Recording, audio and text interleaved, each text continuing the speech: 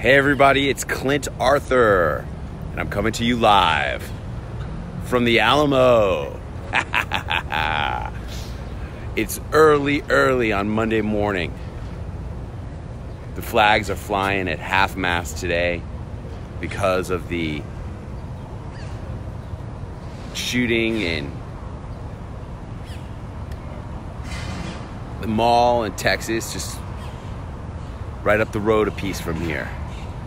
And I'm about to hijack your Monday morning, because what I'm going to talk to you about today not only is going to be fascinating, entertaining, but it's going to be life-changing and transforming for you. That's right, you. I've never talked about this before. I've never revealed this stuff before, but I'm going to talk to you about the Alamo and what it means to create the Alamo in your life. And how I created the Alamo in my life, where I took a stand, and what taking a stand is all about, and how when you take a stand, you'll have tourists from Japan and all over the world beating a path to come and be with you. You'll go down in the history books.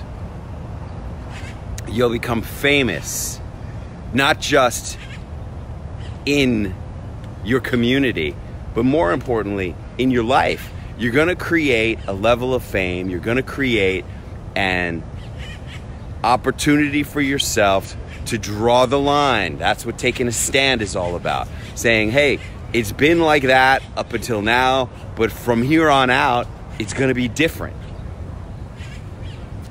From here on out, I'm drawing the line. I'm taking a stand. I'm saying,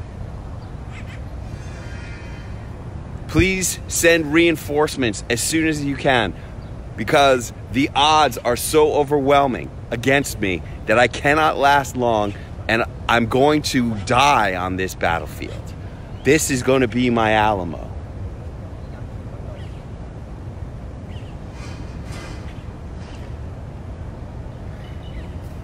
Many of you know, after I graduated from the Wharton Business School, I went back to get the attaboys from my parents. And what happens? They get into the hugest argument of all time. My dad storms out of the room, out of the house, slams the door. I turn to my mom, I say, you know, Mom, the way he resents you all these years, have you been cheating on Dad? I'm sitting on the couch in the living room where I grew up my whole life. I'm thinking to myself, where did that question come from? I never thought that question in my whole life before. Then I'm thinking,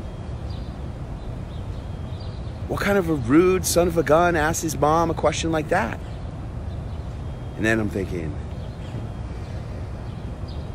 why ain't she answering the question? Then she says, he's not your real father. Your real father was a doctor at the fertility clinic we went to for 6 years, and you look just like him. What happens? I call up the investment bank. I tell the vice president on the 87th floor of the #1 World Trade Center, thank you, but no thank you. I don't want to be an investment banker anymore. And naturally, I move out to Hollywood. Everyone goes out there hoping to lose themselves. I went there to find myself, and I found myself having become somebody very special. I found myself having become the Wharton taxi driver. That's right. And I drove that taxi in Los Angeles for years and years and years, as I was chasing the Hollywood dream for 13 years. In my mind, I was going to end up on the other side of that Hollywood dream, accepting an Academy Award at the Oscars. I was going to be thanking Arnold Kopelson for bringing me into the film industry, and I was going to be thanking the movie stars who appeared in my movies. I was going to be thanking George Hamilton, because along the way, I had a fantasy about how George Hamilton was going to be in my movie.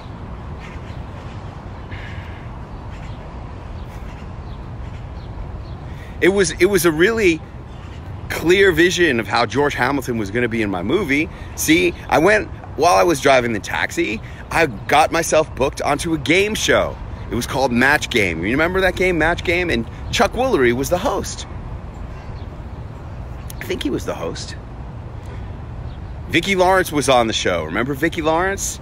And George Hamilton was on the show. And they said to us, if you come to the show the first day, and we don't pick you to go on the show the first day, then you're guaranteed that you're going to be on the show the second day. Of course, I didn't get picked the first day. And I go home to my little boat. I'm sleeping on my bunk in the little boat, and I'm thinking to myself, all right, they're definitely going to pick me the next day. So which one, and I'm definitely going to win my match. And the way the match game works is you go on, you play the first game, you win your match. If you win your match, you go on to the next round.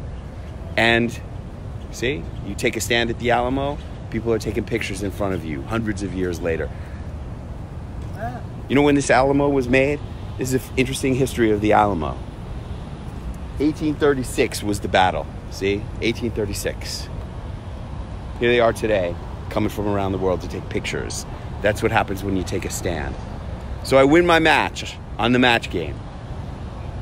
And I'm thinking, all right, the plan is I'm going to win my match. George Hamilton is going to be the celebrity that I pick. George Hamilton is going to match with me. I'm going to win $5,000. I'm going to bond with George Hamilton. And because of that, I'm going to get him to be in my little independent film.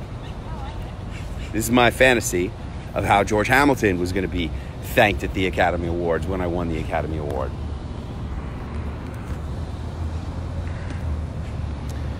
So what happens? Well, 13 years chasing the Hollywood dream. Took me through December 2000, right? Where were you?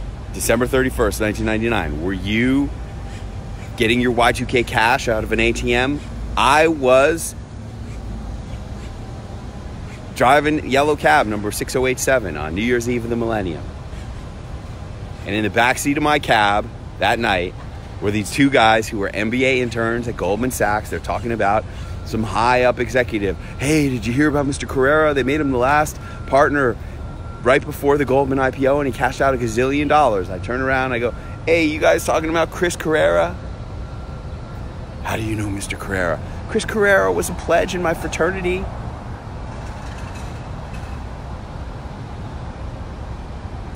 You can't believe I'm in Texas? I'm everywhere.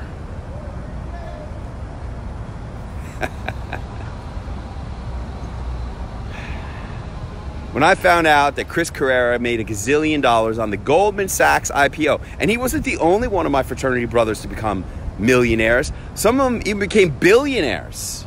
I know I got this one fraternity brother, he bought the most expensive residential property in Hong Kong. He's a billionaire. He's in the same class as Chris Carrera. I go home to my little boat that night and I turn my pillow into a sponge, crying my eyes out, and I swore an oath to myself, I'm never going to write another screenplay again. That's it.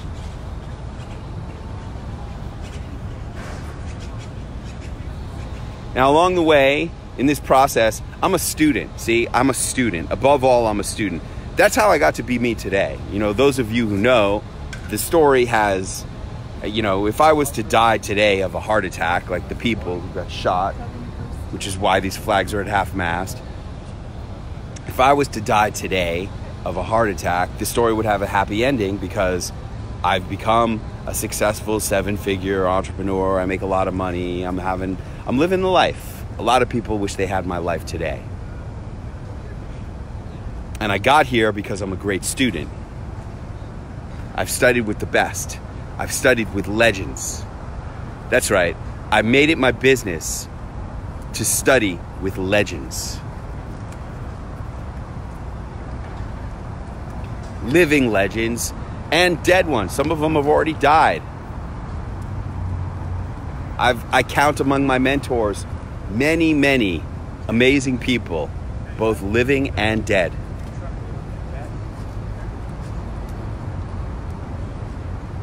some of whom have died recently, like Arnold Copelson.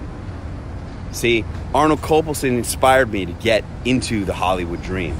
He's the one who made me believe that it was possible for me to win the Academy Award. Who was I to win an Academy Award? He made me believe it was possible.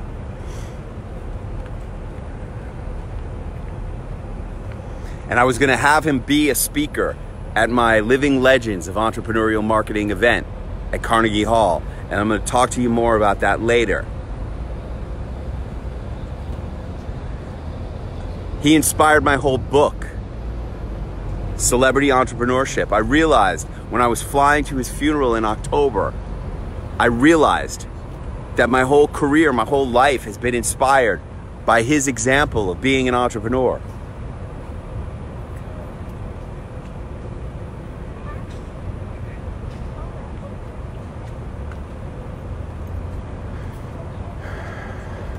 He's just one of the legends that have been encapsulated into the Living Legends of Entrepreneurial Marketing event at Carnegie Hall, which I'll talk to you more about later. But one of the living legends that I studied with in Hollywood was a guy by the name of Robert McKee. He wrote a book called Story. And he teaches a seminar.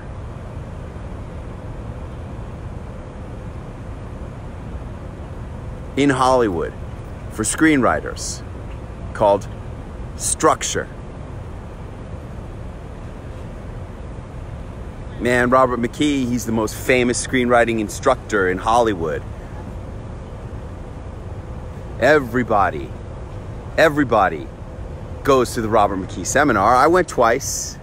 I paid, I think it was $400 each time to go twice. And he said two things that I'll never forget in that seminar. The first thing he said was, yes, it does happen. People sell their screenplays for hundreds of thousands of dollars. On spec. They do sell their spec screenplays and become famous, big, successful screenwriters. It does happen, he said, and then he paused and pointed out at all of us in the audience, 400 people who had paid $400 to come see him. But it will never happen to any of you. That's what he said. And he was right. I never did sell any of my 30 spec screenplays.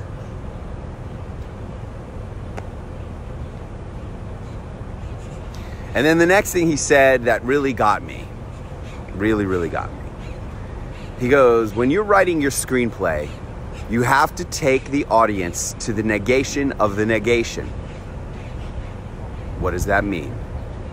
Well, he goes, you have to have a character who wants one thing all the way on one side of the spectrum, and then they have to change so much that they go all the way to the other side of the spectrum. That's what I'm doing here with you guys right now. I'm about to take myself to the negation of the negation for the very first time in public. See, I told you I wanted to be an Academy Award winning actor, screenwriter, filmmaker. That was my dream. Someone said, what is an example? You want to know what happened? Stay right here. Stay right here. I gotta go. Oh, you gotta go. See, excuses. She's gotta go. See her? She's going. There she goes.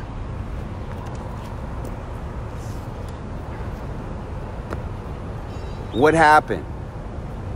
How do you take a character to the negation of the negation, Robert McKee? Well, for example, he says, If an actor wants to be an Academy Award winning actor, and instead they end up doing porn, and everybody starts laughing, that, he said, would be the negation of the negation. It's fascinating the way that all played out, my friends. Fascinating. So Arnold Kopelson's son, my good friend Ev, he's the one who introduced me to Arnold Kopelson. He's the one who got me to smoke pot when I wasn't smoking pot. I had already quit smoking pot. When I was 19, he became my roommate. All he was interested in was smoking pot and watching General Hospital. And he got me started smoking pot. Go on, go on. I did, and I smoked pot for many years until I finally, luckily, by accident, I quit on December 14, 2009. Finally, by accident, I quit. Thank God I quit smoking pot. One day, so Ev Kopelson, right? He was a prince of Hollywood. Ev Kopelson, and by the way, over here on the history lesson, I got my notes. I got notes exactly what I'm going to be talking about in this video. And over there, I got my Starbucks coffee. I'm going to be talking about Starbucks in a minute too. Show you the logo, show you the label. Yep, there it is. I'll be talking about Starbucks in this too. I got my Rolex watch here. I'm going to be talking about my Rolex watch too. So Ev Kopelson, he should have been a prince of Hollywood. His dad became the king of Hollywood after producing the movie Platoon. His dad wins the Academy Award. He then goes on to produce Falling Down with Michael Douglas, The Devil's Advocate, Murder at 1600, The Fugitive with Harrison Ford. You saw that movie. Eraser with Arnold Schwarzenegger for Warner Brothers, $100 million movie. He produced it, got paid up millions of dollars by Warner Brothers to produce it. He was the king of Hollywood. By all markers, Evan Kopelson should have followed in his father's footsteps and become a king of Hollywood. He should have, but he didn't. I don't know why. I tried so hard. The closest I ever came to getting anything made in Hollywood was a Western screenplay that I wrote. My grandfather, God bless him, may he rest in peace, Chuck Gilbert, he said, "You want to write a movie? There was this book. I read it a long time ago. It's called Riders of the Purple Sage. That would be one hell of a movie." And crazily enough, right at that time, Riders of the Purple Sage became public domain. And I took Riders of the Purple Sage and I used the story structure that I learned from McKee, and I converted Riders of the Purple Sage by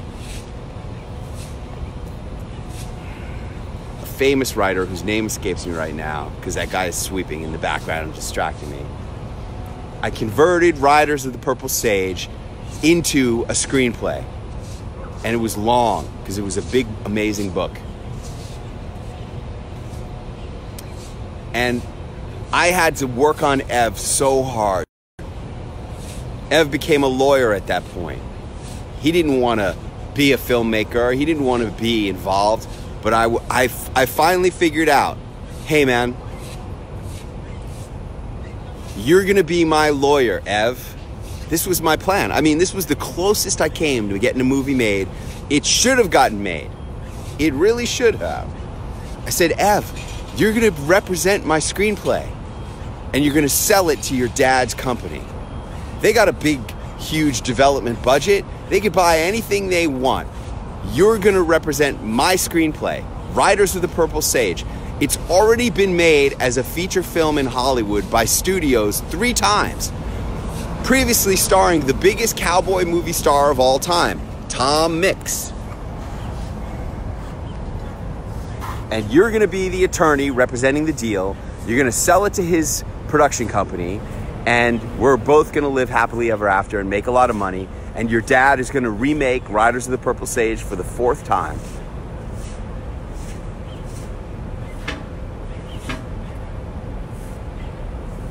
With the biggest movie stars of all time, and it'll be bigger than it ever was. And he submits in the script, and I use the original dialogue straight out of the book. And I get feedback, coverage from the company through Ev. Yeah, man, they don't like your antique dialogue. They're all making fun of your antique dialogue. They say nobody's gonna watch a movie that has antique dialogue like that. Come on, man, it's a period piece about cowboys in the 1800s. It's gotta have period dialogue. What a bunch of morons in Hollywood, I'll tell you. What a bunch of morons. It just goes to show you how even in the highest places, the people working as workers in the highest places can be morons, okay? The whole process with Arnold Kopelson's company, reviewing my script through his son, the attorney for Riders of the Purple Sage, takes about 3 months for them to finally say, no, we're gonna pass. That's the Hollywood lingo. No, we're gonna pass on Riders of the Purple Sage. 18 months later, TNT debuts the movie Riders of the Purple Sage, starring Ed Harris and his wife, Amy Madigan. It becomes the highest rated TNT movie of all time. And I swear to God, I could be bitter right now because the dialogue, word for word, was my exact antique dialogue.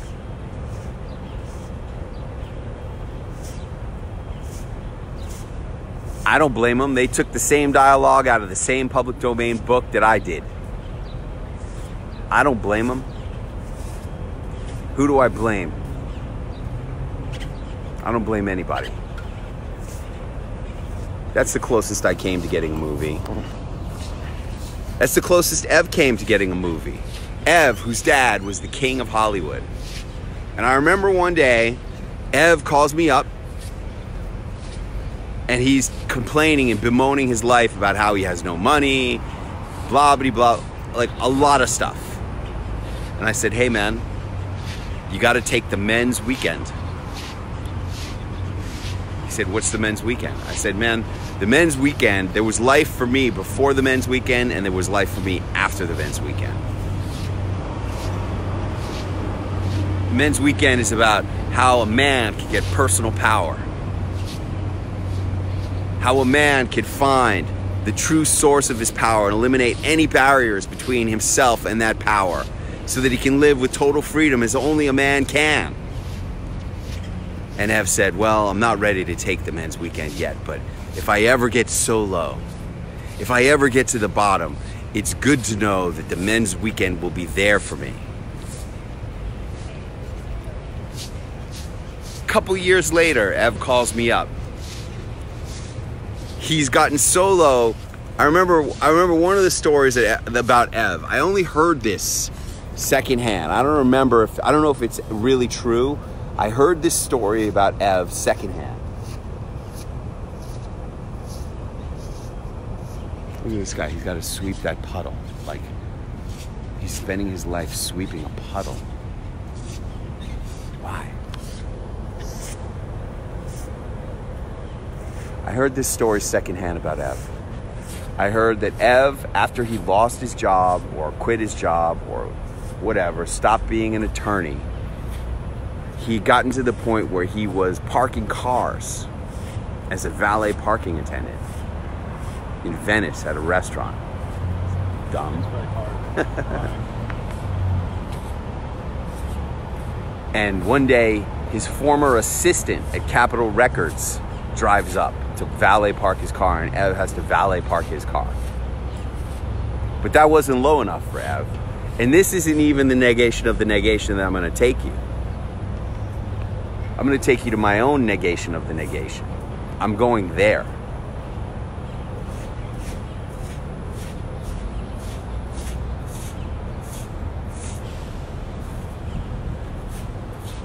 This guy's sweeping the water. He's got to be sweeping the water.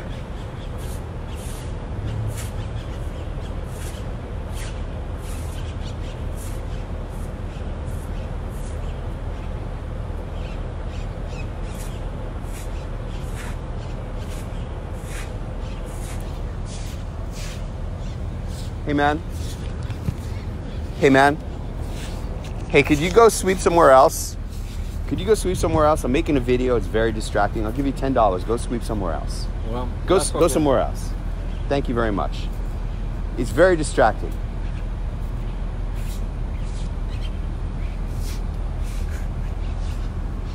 Unbelievable. Nobody gives a shit about anything. Nobody cares. I'm an artist trying to create a work of art here. Not only am I making this video, which is going to be living for a long time. Clint Arthur at the Alamo is going to be living for a long time. I'm going to be transforming it into a book. It's going to be The Alamo by Clint Arthur, right? And this guy's got to be sweeping in my video. Because I'm telling you, nobody gives a shit about you. Nobody gives a shit about art. Nobody gives a shit about what you're trying to accomplish. The only person who gives a shit about anything you're trying to do is you. You're the only one. And if you don't take a stand for what you're trying to do, it's gonna be shit, okay? I don't know why he walked away, but he did walk away. Because I took a stand to try to get him to get the hell out of my video. Because he was distracting me. A couple years later, Ev calls me up after I had already become successful. Okay, this is years later. And he goes, hey man, look, I know I had been renting out my houses. I had several houses. And I would occasionally rent them out for film and video shoots, right?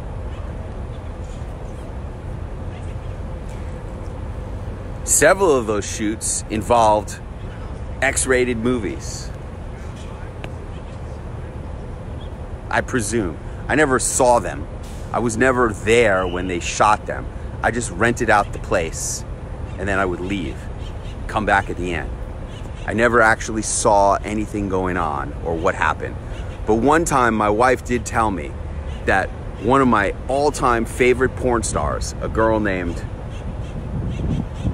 Shali, I'm gonna have to remember her name. Man, this gorgeous blonde porn star who I loved, who was like kind of like a fantasy version of Allie herself, actually did a scene in our bed when we rented out our house for this video film shoot. So Ev calls me up and he goes, hey man, I know that you know people in the adult film industry because you've been renting out your houses for film shoots. And I'm wondering if maybe you could get me a job as an editor on films.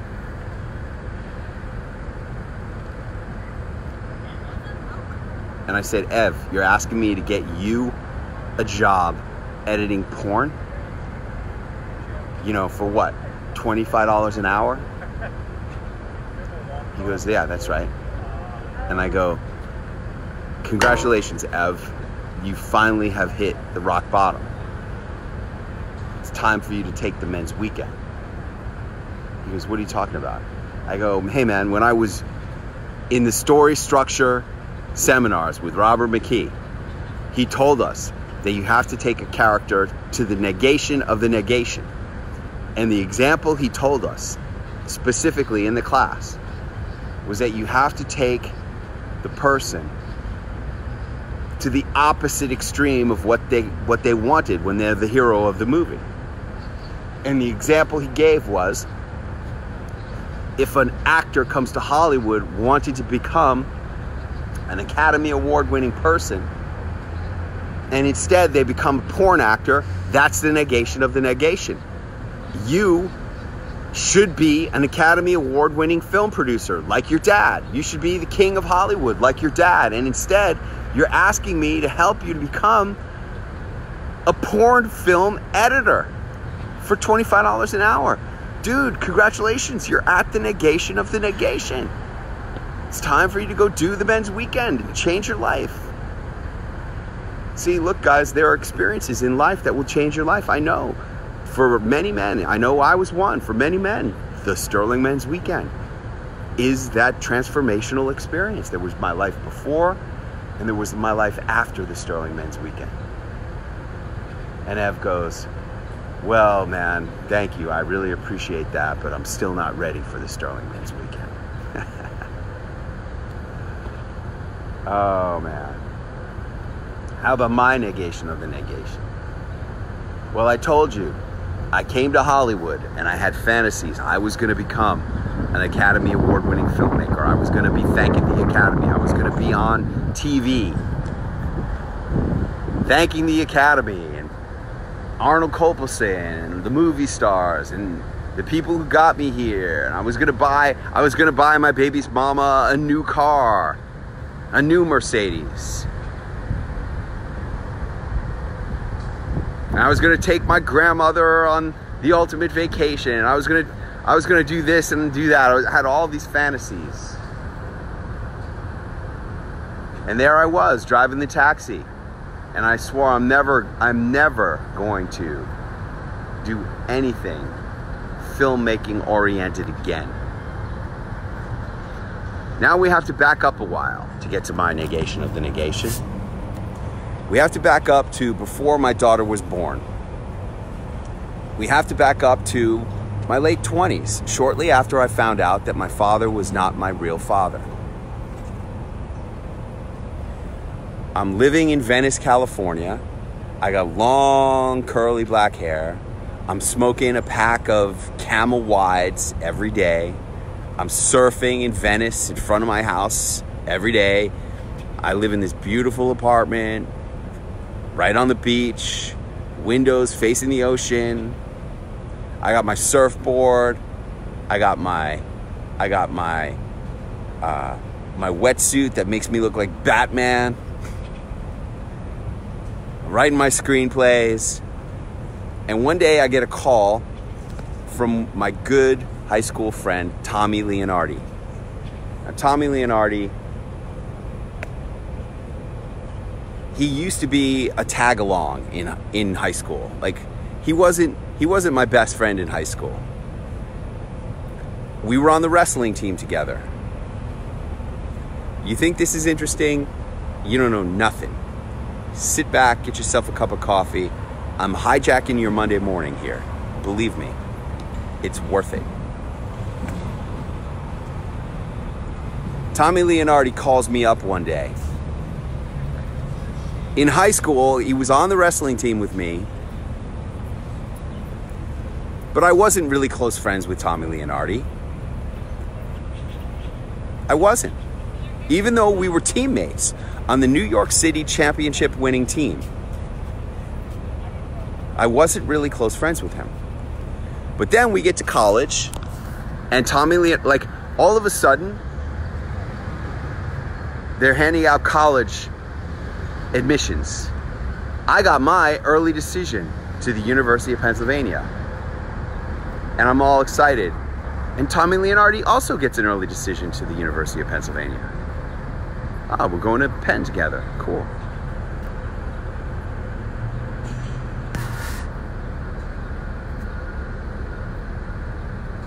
Then we get to college. I'm not thinking I'm going to be friends with Tommy Leonardi. I see Tommy Leonardi, he's doing this funny thing, right? He's got one of his pants legs rolled up. Like, he's wearing jeans and sneakers. He's got one of his pants legs rolled up, like 3 rolls, like above his ankle. I go, hey man, what's with the pants leg? He goes, I'm trying to start a fad. And then Tommy Leonardi, when he gets to college, man, he really hits his stride. And he starts really racking it up with the women.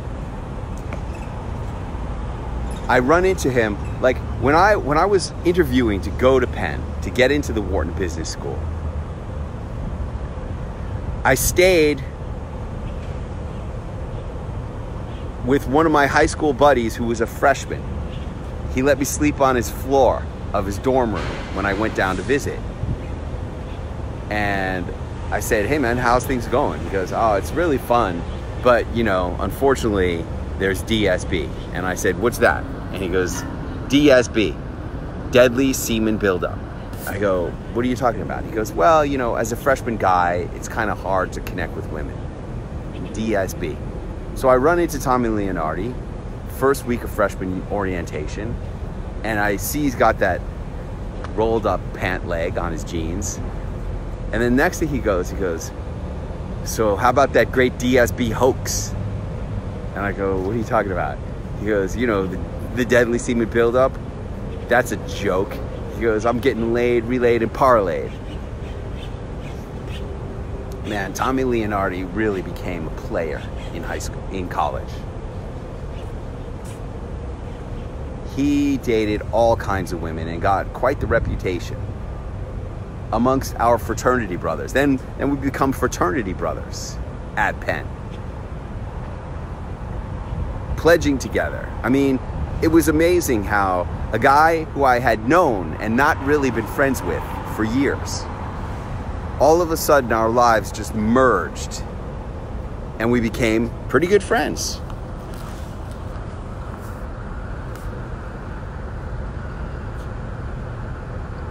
And then one day, I get a call from Tommy Leonardi. I'm about 27 years old. And I answer the phone. I'm in my living room smoking a cigarette in Venice Beach. And I go, what's going on, Leo? He goes, hey man, I'm doing this new thing and it's driving women crazy. I said, what are you talking about? He goes, I figured out how to make women have gushing orgasms. And I go, what are you talking about? He goes, you ever hear of like female ejaculation? I go, not really. He goes, well, I figured out this thing.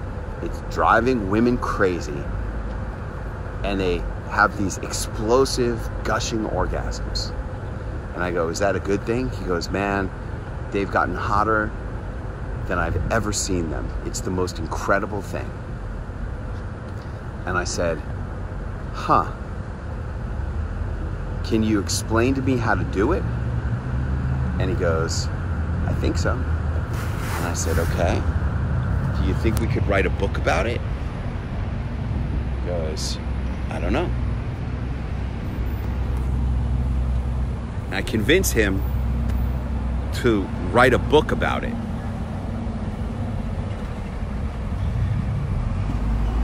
It becomes, I think we wrote it on Columbus Day weekend, 3-day weekend. We met at my grandmother's house in Long Island. And for 3 days, I asked him, what do you do then? And next, what do you do? And then what do you do? And then what do you do? And for 3 days, he explained to me exactly what he did to give these women these explosive gushing orgasms.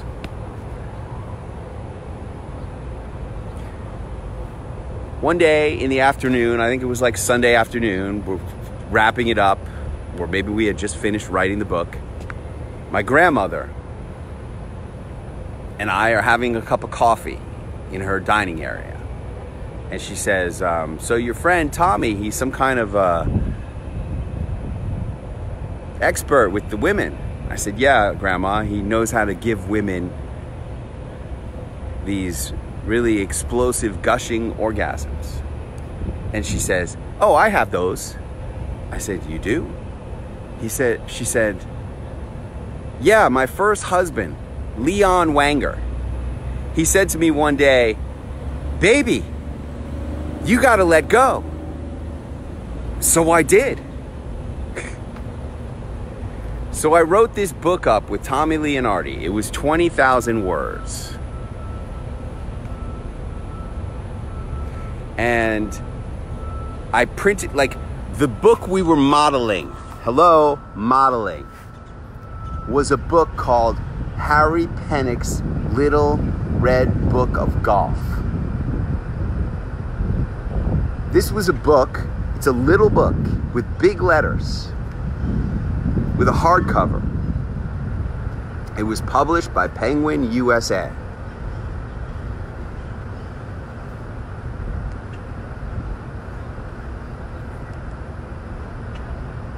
And I got that book and I laid out my book to make it look just like Harry Penick's Little Red Book of Golf.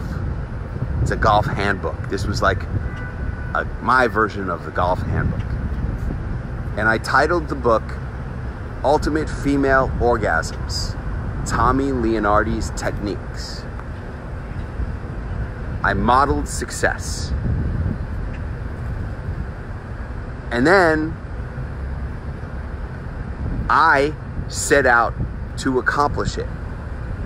Like, here he had explained how to do this thing, and I was like, man, I gotta know, does this work or not? I gotta figure out, does this really work? And I was on a mission to try to have a woman experience these ultimate female orgasms. And I tried with either one or two women until I got the third woman to have it work. And who was the third woman? It worked with my baby's mama. Okay, because of this book, I have a baby today. This is how it changed my life. And I did this thing to my baby's mama, and it revolutionized her life, right? She was like 36-year-old Hollywood executive at the time. She had dated George Clooney and his best friend at the same time. She had, believe me, she had had her share of men. She had been married and engaged several times. I think I was like her fourth fiance or fifth fiance. And I did Tommy Leonardi's Techniques to her, and it rocked her world. And she was a high-level Hollywood agent and manager at the time. And she goes, "You have a book about this?" And I go, "Yeah." She goes, "Oh my God, you're gonna make a fortune." And she hooks me up with her friend, who hooks me up with this literary agent in New York City. And the literary agent in New York City takes on the book. And who does he sell it to?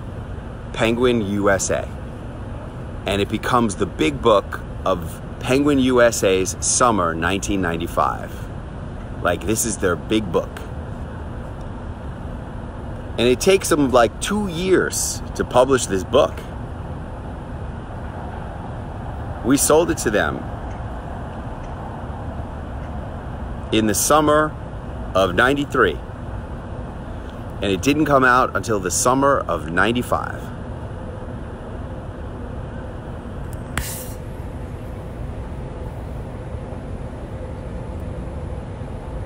We got a $13,000 advance. And they changed the title from Ultimate Female Orgasms to Secrets of Sensual Lovemaking. And to date, we've sold more than 90,000 copies of that book. By the summer of 95, you know, you think you got a book. You think you see, here's the thing.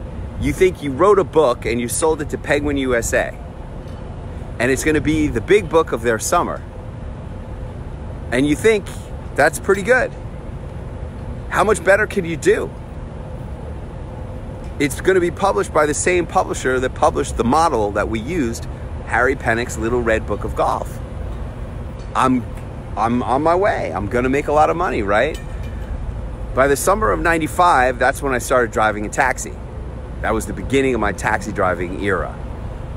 I was already more than halfway through my Hollywood dream odyssey. By the summer of 95, I had already maxed out all my credit cards to the point where I had no money left, and my friend Charles Sherman said, "Hey man, you need money, you gotta get money, you got a kid, you got a fiance, you got bills to pay, you need cash, why don't you start driving a cab?"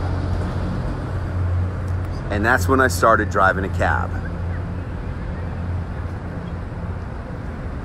And I was still taking acting lessons and screenwriting lessons, all the way through until New Year's Eve of the millennium, when I said, that's it, I'm not doing this anymore.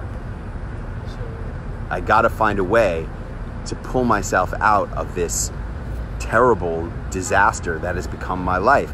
I was terrified. I was in a ditch, and I never, ever thought I was gonna be able to pull myself out of that ditch. Well, by that point, Tommy Leonardi's book had sold a bunch of copies. We had, you know, the royalty checks dribble in every few months. You get 5,000, you get 6,000, whatever. I mean, we've made, over the years, we were getting a 10% royalty on the hardcover and 13%, I think, on the soft cover. I don't remember. I think altogether, each of us has made like about $90,000 each since 1995 on that book, which is a lot of money for a book. Man, I make so much more money today, it's ridiculous. But this is where I got to take a stand, and this was my Alamo, and this was my negation of the negation. Because it came to be around 1999, and I had a good friend. He was my surfing guru. I used to surf with this guy all the time. He taught me how to surf. He was a good friend. And I'm driving the cab, and one night he says to me while I'm talking to him on the phone driving the cab, he says, hey man, why don't you... No, I said to him, I said, you know, I'm thinking about taking my book that I wrote with Tommy Leonardi and converting it into an instructional video.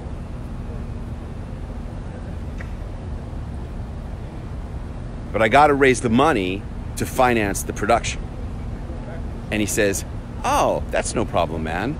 I'll get the money. You know, I'm a Beverly Hills attorney. I know lots of rich people with money. I'll get the money to finance your movie. I'm like, really? Oh, yeah, no problem. How much do you need? I go, I don't know, 10, 20,000? Oh, no problem, no problem. I'm like, cool. Months go by. Do you have the money? No, I haven't got the money yet. Do you have money? No, I haven't got the money yet. All right. Finally, I'm getting sick and tired of waiting. I want to make this video. I negotiate a deal with my friend, Tommy. I get his permission. I give him a percentage of the video profits in exchange for his permission to convert our book into my instructional video on how to do this. And months go by, and this Beverly Hills attorney, he still doesn't have the money. And so finally I say to him, hey, look, man,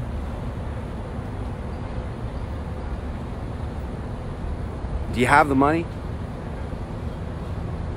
He goes, no. And I go, look, I've got it down. I've decided I'm gonna direct it. I'm gonna produce it. I'm gonna shoot it myself. I'm gonna perform in it myself and do it with some actress that I'm gonna hire. And it's really only gonna cost, I figure it's only gonna cost like $2,500 to make this whole thing. So all you gotta do is come up with your half of the $2,500. Oh, and no, I said, we're not at that point yet. I go, and so, you know, really for $2,500, I don't really need your money. If you can't get me the 10 or 20,000 to do it the professional way that I wanted to do it, I don't need your money. I'm just gonna shoot it myself for $2,500. He goes, if you do that, I will sue you for denial of partnership opportunity. I'm like, what? He goes, yeah. Now, this was my best friend at the time. This was a guy I used to surf with every day. This was a guy, I actually wrote 2 books with him based on his life experiences, his crazy life experiences. It's my best friend. Could you step that out? Thank you so much. Thanks.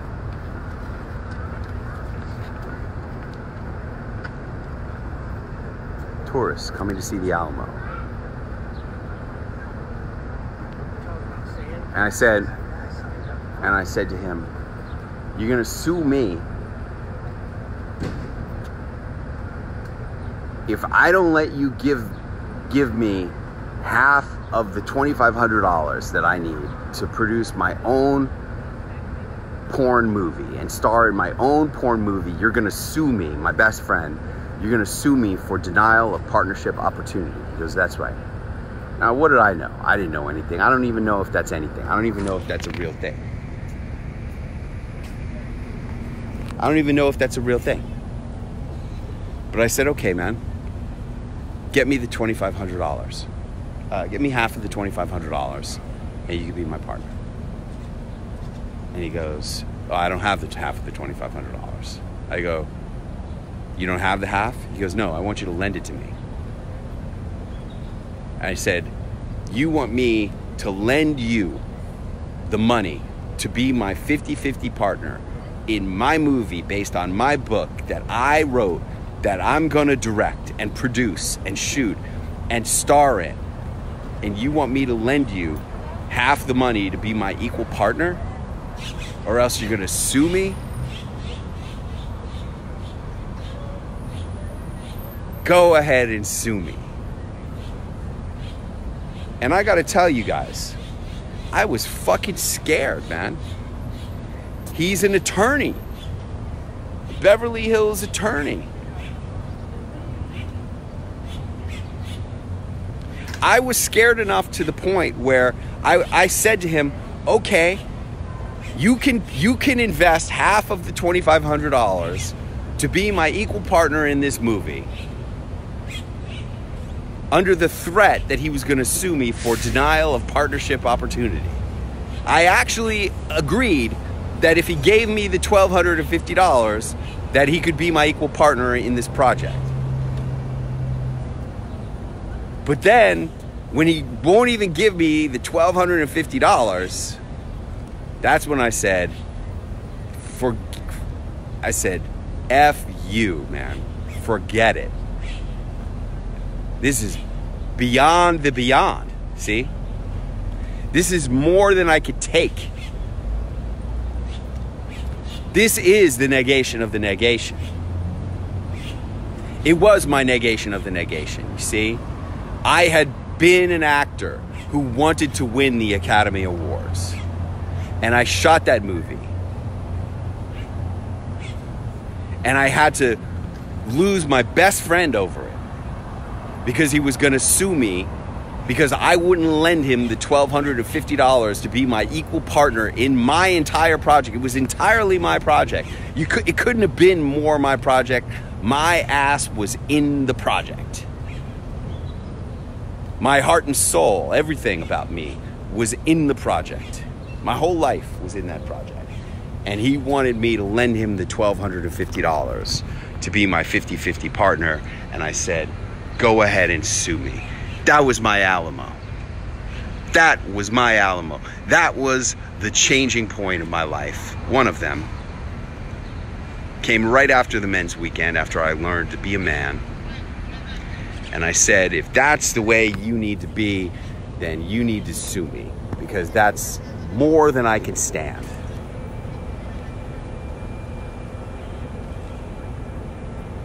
That was my Alamo, and I was scared.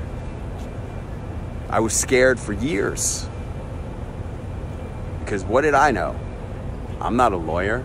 And even if I was a lawyer, I would still have to defend against the lawyer, who doesn't have to pay any money for lawyers. I'd have to pay lawyers to defend me against his frivolous lawsuit. I didn't know how much it was going to cost me. I didn't know if I could win. I didn't know if he was right. I didn't know anything. All I knew was it was more than I could stand. I couldn't take it anymore. I was going to make a stand. And I did. And I shot that movie. When I was a taxi driver. When I was a taxi driver, one of my steady customers was this prostitute named Tuesday. That was her name, Tuesday. Man, was she cute. This little redhead, and I would drive her to places, and then I'd pick her up an hour later. Man, was she cute. And I told her about the book, and she told me, yeah, I know somebody who does movies. I'll introduce you to her. And Tuesday introduced me to this actress named Melody X. And I met Melody X for lunch one day to talk about hiring her, to see if we had the chemistry between us to make this project a success.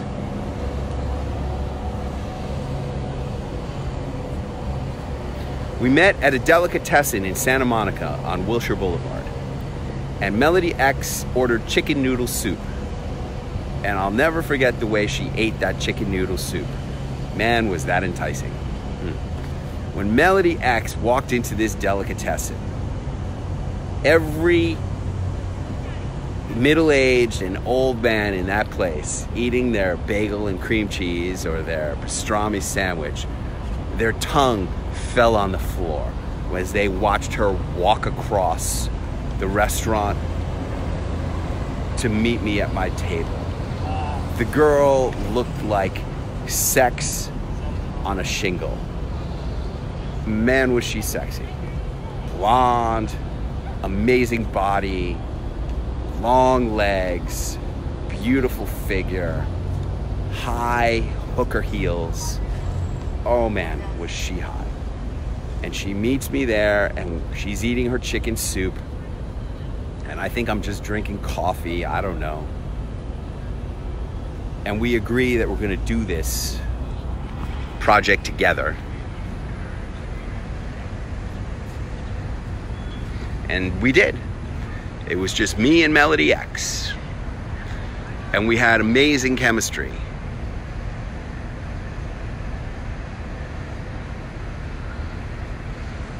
And I saved up my money and I paid her $1,400 to perform in my video with me. And when I shot the video, there was only one. It was amazing. I mean, the experience exactly encapsulated everything in Tommy Leonardi's book. She had these incredible gushing orgasms. And then we achieved what I called new sex. We achieved gushing orgasms at the same time. That was the new sex now experience that I wanted to capture in the video.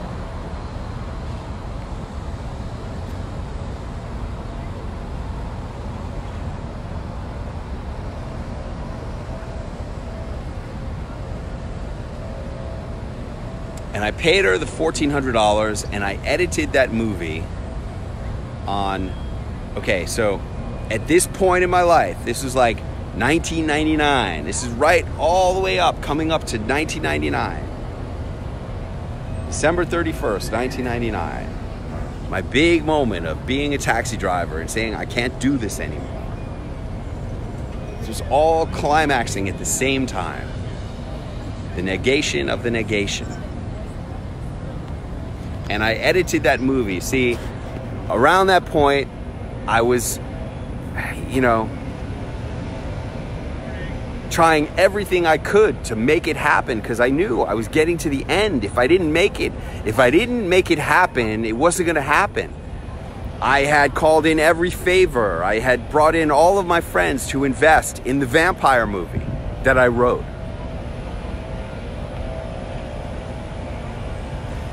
It was called Bloody Mary. And the first time we made that vampire movie, I was starring in that vampire movie. We had a cast and crew of 65 people on an island called Catalina Island. And for some stupid reason, we had 16mm film cameras. We had a yacht. We had support boats. We had all grips and electricians and makeup and camera department. It was a big production. And I had called in my friends to invest in the movie. Mike Ognebenny invested in the movie. And John Paul Nicholas Favreau invested in the movie. I think I invested in the movie.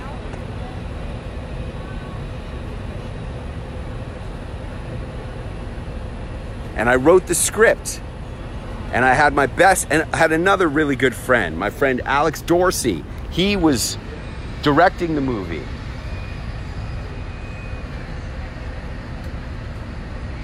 And for some reason, Alex Dorsey brings a puppy. He and his girlfriend, they have to buy a puppy. You know, we've got everything riding in this movie. And he's got a puppy that's peeing and pooping in his tent. Like, there's not enough to do on a movie. He's got to bring a puppy on the movie. Ranger. And the dog's name was Ranger. Ranger, no. I remember, Ranger, no. He would always say, Ranger, no. Became a big dog. And for some reason, Alex Dorsey tells one of the prop people, hey, I want you to go over there and get some flowers and use some of the greenery and flowers to decorate the set on the boat. Well, it just so happened that he sent the kid into a protected wetlands area on the island, and now the Catalina Conservancy revokes our filming permit and kicks us off the island. There goes our whole movie because of some set decoration that he wanted. Then the second time we went back and we said, hey, we're gonna film this movie on digital video. Then you remember those little DV cameras? Like high 8 DV. We filmed the movie the second time on high 8 DV. We only had like 30,000 left. And I said, hey man, let's just film the movie on video. Like, okay, it's not gonna be Super 16, but at least we'll get it done. And we did it.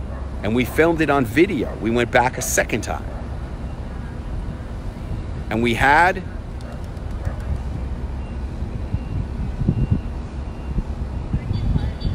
this editing system. He had this editing system that he had bought for the movie. It was like a $2,500 Avid Pro editorial system. And I shot my little New Sex Now video on digital video. And I said, hey man, can you teach me how to edit and let me use that editorial system? That's all I ever got from filming Bloody Mary with Alex Dorsey, was he taught me how to. I got to be a star in the movie. The movie never got completed. It never got released. He did complete it. It was in boxes, shoe boxes, in his attic, in a house in Canada that he abandoned right before he went and sailed around the world on his boat, on some around the world sailing trip. That was the end of that Bloody Mary movie. But in the meantime, in 1999, he allowed me to use the editorial system for the movie, and I cut my New Sex Now video on that Avid. That's how I learned how to edit. And I made that movie, and here's the problem with the movie. The problem with the movie was, okay, yeah, we got the experience, but you couldn't see it. And I remember in one of my last meetings with that Beverly Hills attorney, my ex-best friend who was gonna sue me for denial of partnership opportunity, I remember in our last meeting face-to-face together, I let him watch the footage, and he said, where's the money shot? I said, what do you mean? He goes, where's the squirt? Where's the money shot? And I go, well, you can't see it. He goes, well, this footage is worthless. I'm definitely not giving you any money. Well, it was very fascinating what happened after that. Now, I want you to realize I had reached the negation of the negation in my own personal life. I went from a guy who wanted to be an Academy Award-winning filmmaker and movie star to starring in my own porn movie. Yeah, it was an instructional video. Luckily, it turned out all you could see was my butt. You didn't see anything on me. You could see her breasts and you could see my butt. But everything else, the way I shot it, you really couldn't see. And to my friend, my good buddy, the attorney, that was why he wouldn't invest in it. Well, it turned out that was the best thing that I did. Because since it was not an explicit film, since my porn movie was so poorly shot by me, using 3 cameras in the room, just positioned static in the room, and you couldn't really see what was going on, it was not an X-rated film. In fact, it was so not X-rated, they actually sold it on Amazon. That's right. And I'll tell you what, that video sold like crazy on Amazon for $39.95. And I was making $19.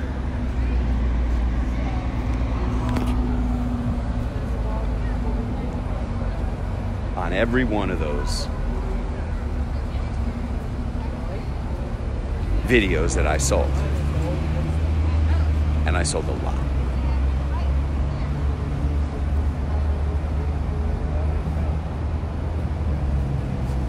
I don't know how many I sold, but I sold a lot. Because I took a stand. I said, you know what? I gotta make it happen.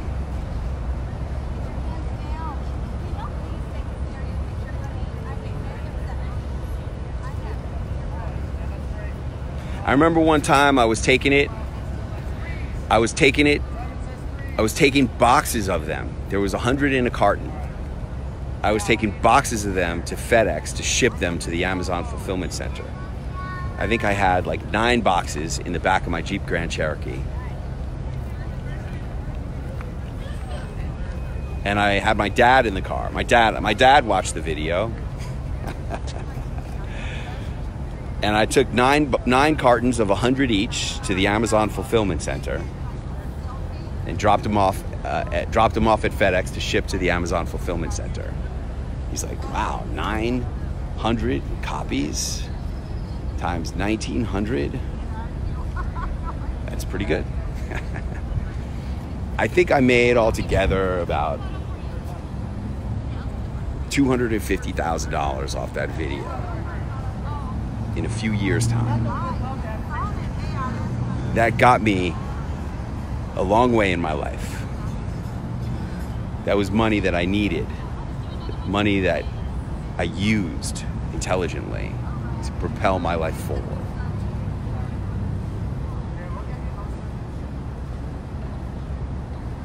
And I'm really grateful to have had that experience of having my personal Alamo moment in my life and having got to the point where I took my stand and I said, I don't care what happens anymore. I need to do this and I'm not afraid. Whatever the consequences are, bring it on. That's where you got to get to.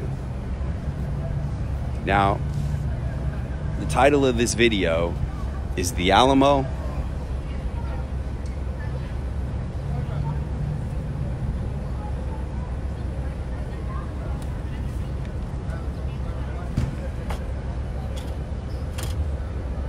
Carnegie Hall, Starbucks,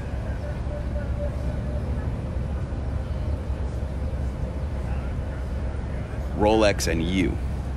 And no, my dad passed away in 2006. And I got to tell you, my dad was an accountant. The man who raised me was an accountant. He was so proud that I went to Wharton, and he was so ashamed that I became the Wharton taxi driver. His friends used to make fun of him. His friend Danny Lembo, his best friend, was a finalist on Survivor Nicaragua, and the guy used to make fun of me. One time we were in a pretty famous steakhouse on Park Avenue South in New York City called Angelo and Maxie's Steakhouse, and he sees us at the table and he comes right up and he goes, "Ah, look who it is, the Wharton taxi driver." And by the point in my life when I was driving to the FedEx shipment center with 900 copies of my DVD that I produced, and I was making $19 a copy, 19 times 900, and I had my gourmet food company at that point, and I was selling truffles. I was the exclusive distributor of Urbani truffles. My dad used to call me up at that point around 2004, 2005, 2006, when all of this was going on. And I figured out how to promote these DVDs on Amazon, and I had rigged the system, man. Selling DVDs on Amazon was like playing a video game for me. It was like playing a video game. My game was, how high can I get the rankings? How many copies of the DVD can I sell this week by doing my secret tricks on Amazon? Until finally, this DVD was like one of the most popular products on Amazon, to the point where Amazon got so sick of me being all over Amazon promoting it. Like, I was promoting it all over Amazon. I had figured out how to do this in a way which was within their rules. I'm telling you, I was promoting this DVD everywhere on Amazon. Anywhere you looked on Amazon, I was promoting this DVD. And they didn't like it because the title was New Sex Now.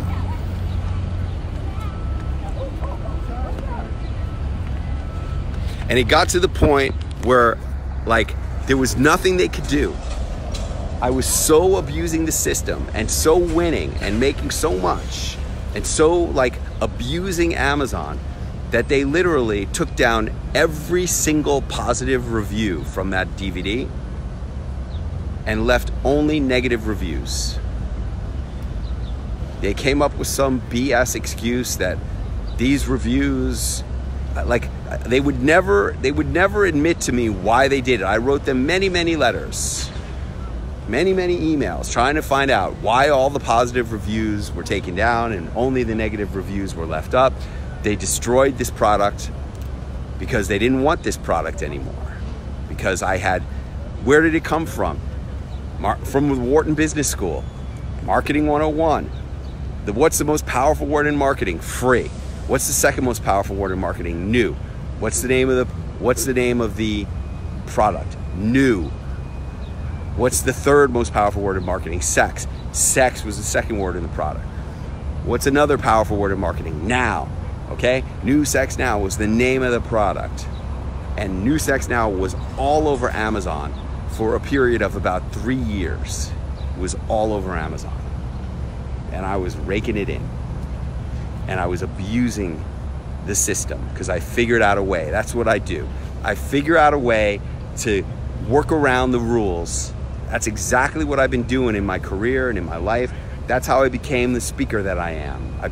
Because I remember I went to a conference one time by John Carlton, and John Carlton said, hey man, if you want a seat at the big boys table, they don't want to let you have a seat. They're going to do everything they can to keep you from getting a seat at the big boys table. I'll never forget John Carlton saying that.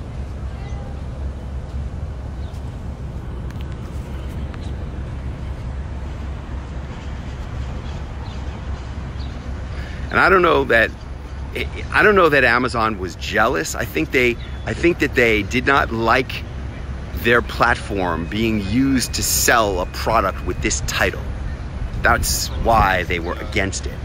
And finally, somebody in their system said, enough is enough. Finally, somebody in Amazon said, hey, look, we got to take a stand against this New Sex Now and figure out a way to get rid of it. And all they did was they deleted all the positive reviews and left only the negative reviews. They deleted 56 positive 5-star reviews from people all around the world who had used it and succeeded with it.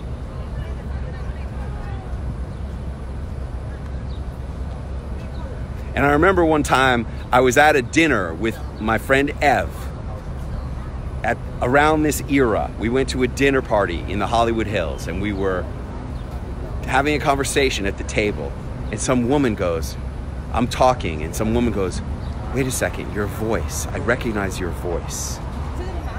Are you the guy from the New Sex Now DVD? I'm like, yeah. She goes, oh my God. That's the only time in my whole life that I've been recognized. The only time. And all of this has been a secret until now, because I'm telling you, I'm taking a new stand. I'm taking such a stand that I had to tell my negation of the negation story for the first time ever right here in this video. And it's going to be a book, and I'm going to publish it later today. And finally, somebody in Amazon said, we got to take a stand against this DVD and get it out of here and stop this guy. And they took down all my positive reviews and killed that product.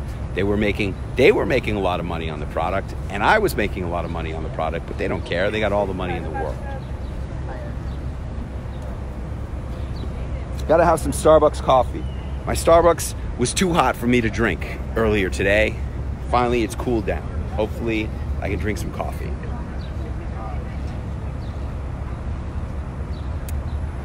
Ciao Mimo, you missed a whole good story. You should watch it later. You'll remember it. I just told the whole story of New Sex Now and the truffles and everything.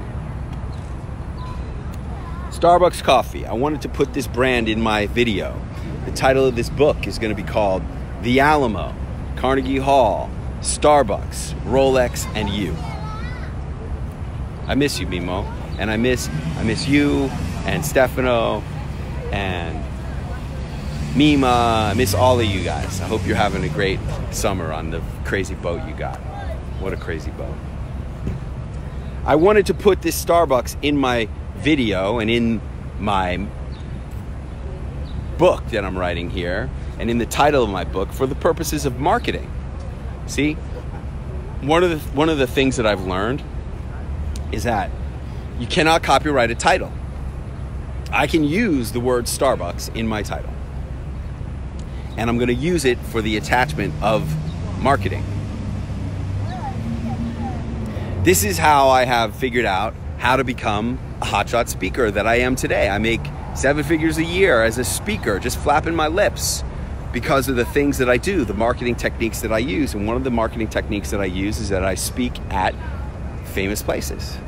I've spoken at Mercedes-Benz, I've spoken at Coca-Cola, I've spoken at NASDAQ, at Harvard, at Microsoft, at West Point. See?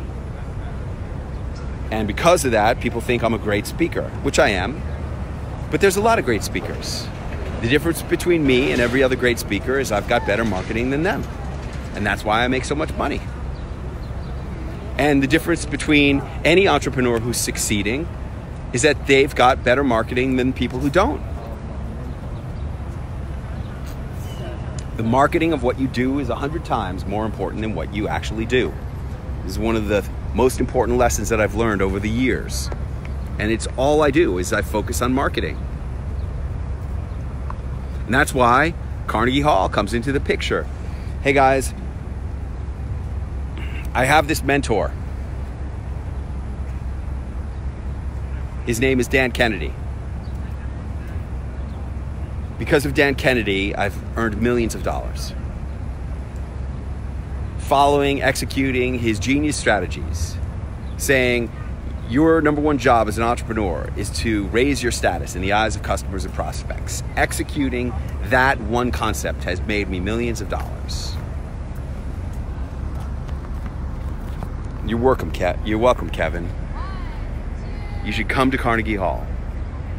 You should come and learn from the man who has made me millions, Mr. Dan Kennedy. He will be speaking at my Carnegie Hall event. It's called The Living Legends of Entrepreneurial Marketing at Carnegie Hall.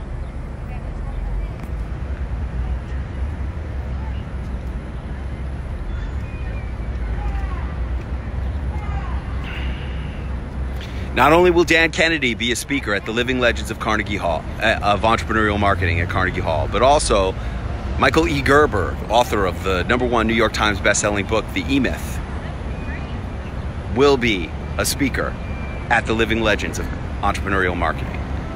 Martha Stewart, former CEO of Martha Stewart Omni Media, host of numerous television shows, including the current cooking show she hosts with Snoop Dogg. That Martha Stewart will be speaking, and at that event, at the Living Legends of Entrepreneurial Marketing at Carnegie Hall, I will ask Martha Stewart, tell me the truth. If your grandchild came to you today and said, Grandma Martha, what do I really need to do to thrive as an entrepreneur? I want to be a long-term, multi-decade successful entrepreneur. What does it really take? What would you tell them? Ice-T and Coco. Ice-T and Coco, his beautiful bride Coco. He and Ice-T and Coco starred in multiple reality series on network television. Just about their lives. They're gonna be there. Ice-T, he was a grunt in the US Army. Came out and became a gangster, a Grammy winner. Produced multiple reality series and starred in them. Produced documentary films, one of which is called Something from Nothing. That's what entrepreneurship is all about. He'll be there. I'm gonna ask him, Ice, my main man, what does it really take to thrive as an entrepreneur, man? Why are you so successful for all these years? What does it really take? What is it No, G. Dude, not the surface fluff bullshit. What's the Alamo of success as entrepreneurs? What's it really going to take? Now, Carnegie Hall. How the hell did I get to Carnegie Hall? You can't just write a check, my friends. Writing a check ain't enough. How the hell did I get to Carnegie Hall? The Alamo, see? You can't just write a check. It took me more than a year to get Carnegie Hall to happen. How did I do that? Well, first you got to build up. You got to, they're not just going to rent out Carnegie Hall to some nobody. I've produced multiple events at the Harvard Faculty Club, at NASDAQ, at Microsoft, at Coca-Cola, etc., etc. I've been on 107 television appearances. You go to my website, you look me up, clintarthur.tv. You take a look at who I am. And I have deliberately, systematically, methodically raised my status in the eyes of customers and prospects. Now, for Arnold Kopelson, the great inspiration of my life, who inspired me to go to Hollywood and try to become an Academy Award filmmaker, who were the customers and prospects? They weren't the people buying the tickets, the $3 billion worth of tickets to his movies. They were the studio heads. Maybe there were 15 studio heads who were his customers and prospects. And more importantly, the movie stars themselves, who had to agree to be in his movies or else he wouldn't have any movies. When you think about a movie, somebody says, oh, I saw the greatest movie the other day. It was called XYZ. What's your first question? Who's in it? Who's in it?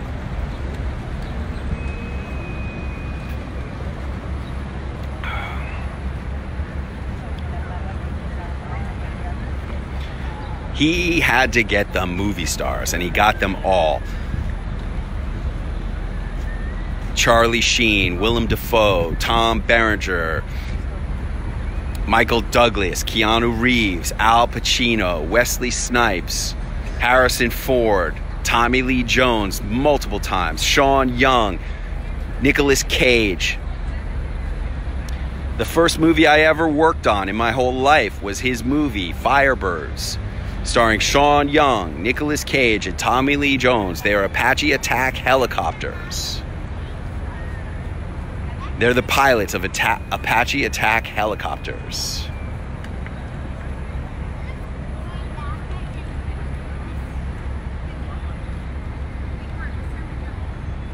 Originally, that movie was called Wings of the Apache. And I went to a Christmas party hosted by Tommy Lee Jones at his suite at some fancy hotel in Tucson. Sean Young was there. And I went as the date. Like, somehow, stupidly or whatever, I started getting romantically involved with the associate producer of that movie, this beautiful, beautiful woman. Smart. Like, looked like a European fashion model. And at the same time, I was involved with Arnold Kopelsen's daughter, which is how I got into that movie in the first place. It was very interesting how this whole Hollywood scene works, you know. Here I've been best friends with the son for many, many years. But they're not interested in me. I started seeing the daughter, being romantically involved in the daughter. Next thing I know, a couple months later, I have a job on the movie. And I'm off into the Hollywood dream. That's how it all began. And then I'm on the movie, then I meet this beautiful European chick who's the associate producer, and she and I get together, and it's funny, she's not really my type. She's not really my type. Like, my type is my wife, Allie. Allie's my type. This girl's like the opposite of Allie. But she and I really hit it off, and she was really good friends with Sean Young too. So Tommy Lee Jones has this Christmas party, and I'm at the Christmas party.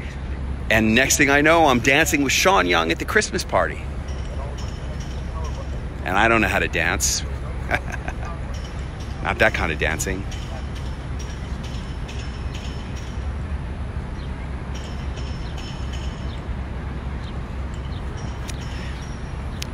And then ultimately, Arnold Kopelsen has to get the biggest movie star of all time to seal his status as the king of Hollywood. And he gets Arnold Schwarzenegger to star in his movie, Eraser, a $100 million film with the biggest movie star of all time becoming the ultimate king of Hollywood. That's how you know you're the king of Hollywood. You're making a $100 million film for a major studio with the biggest movie star of all time. You're the producer. They're paying you millions of dollars to produce the movie. That makes you the king of Hollywood.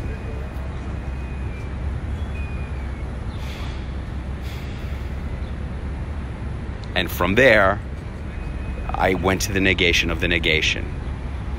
And I'll tell you why you have to go to the negation of the negation. Because you have to get to the point where you're at the point where you say, I don't care anymore. I gotta do this, or I'm gonna. And if I die in the process, that's cool. Well, that's where I am with the living legends of entrepreneurial marketing at Carnegie Hall. I needed to create something that would inspire me. I needed to create something that would take me to the next level, because I've been stuck. Quite honestly, folks, I've been stuck. I've been stuck at a very high level. Let's see, I produced 3 incarnations of the Business Expert Forum at Harvard Faculty Club. I did 3 events at Harvard Faculty Club with Suzanne Summers, the most interesting man in the world, twice.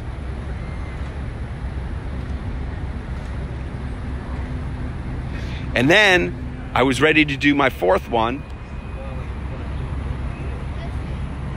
And the Wall Street Journal article came out, and that took me to a new level because they kicked us out of the Harvard Faculty Club. Yeah, I was sick, so. And now I've been doing events at the Harvard Club in Boston, and those have been great. I did one with Caitlyn Jenner. Man, when Caitlyn Jenner accepted my offer to be my celebrity speaker at the Harvard Club in Boston, I was like, wow, I'm really getting there. But the Harvard Club in Boston event is limited by the type of event that it is. It's 125 people. So we're doing our very final one. Oh, I'm just going to add in Dr. Oz onto the title of this book. We're doing our very final one this year. June 2020, we've got Dr. Oz coming to the Harvard Club in Boston. And the problem with that event is that all of the attendees are speakers at that event. If you want to be a speaker, if I meet you and I think you're good, you can pay to become my mentee. I will mentor you as a speaker. I will teach you how to be a 7-figure speaker. I'll teach you how to be a celebrity entrepreneur. And I will bring you in to my venue, and I will put you on the main stage at the Harvard Club in Boston and let you speak for 5 minutes, tell your story. I'll even write your story for you. During a one-on-one phone conversation, I will create your speech.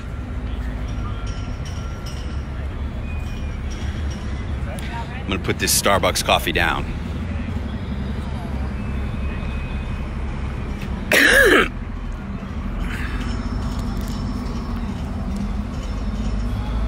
Put you on the stage, shoot a beautiful 3-camera video. My wife will shoot a beautiful 3-camera video of your speech, telling your story, so that people will get to admire you and bond with you and feel like they could be your client and pay you thousands of dollars.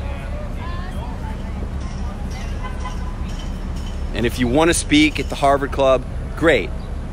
Shoot me a PM here on Facebook Messenger. I'll shoot you the application to become my mentee. I will mentor you. I'll happily mentor you.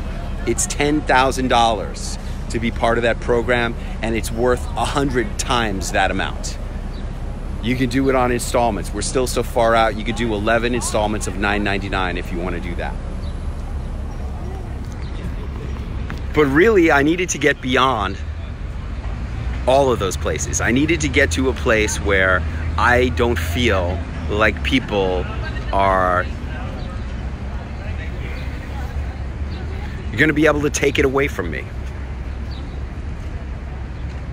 And that's why I created the Living Legends of Entrepreneurial Marketing at Carnegie Hall. Because I want to be an event impresario at Carnegie Hall in New York City. I live in New York, I'm a native New Yorker, and I want to be the guy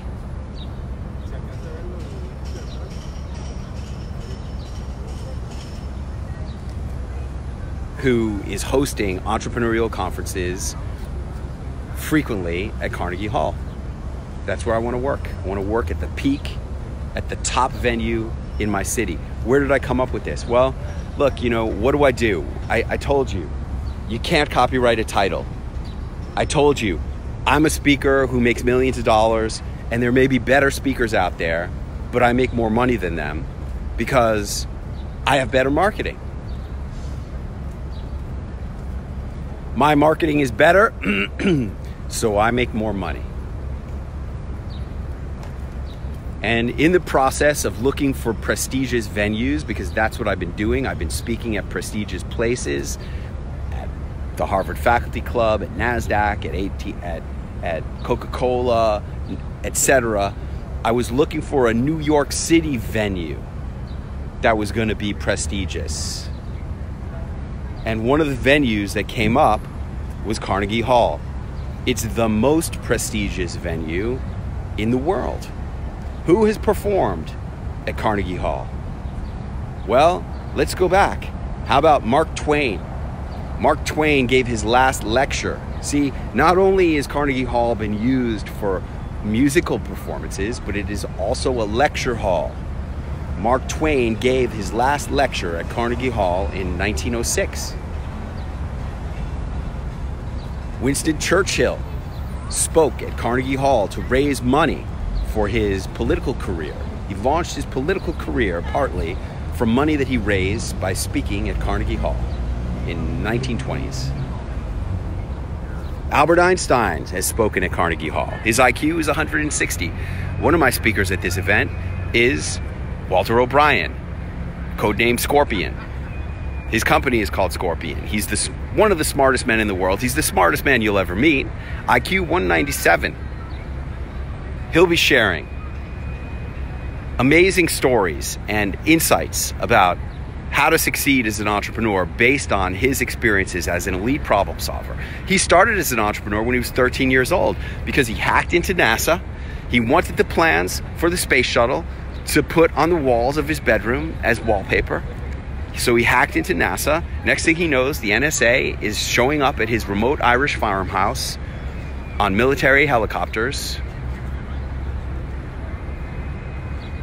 to ask him why he was hacking into NASA. Next, they want to know, can you help us to prevent other people from hacking into NASA? And they want to hire him, but they can't hire a 13-year-old kid. So he had to start a company so that they could hire the company, and he, as the CEO, could work for them as the CEO of a company at the age of 13. That was his entrepreneurial journey. Walter O'Brien. O''B''R''I''E''N.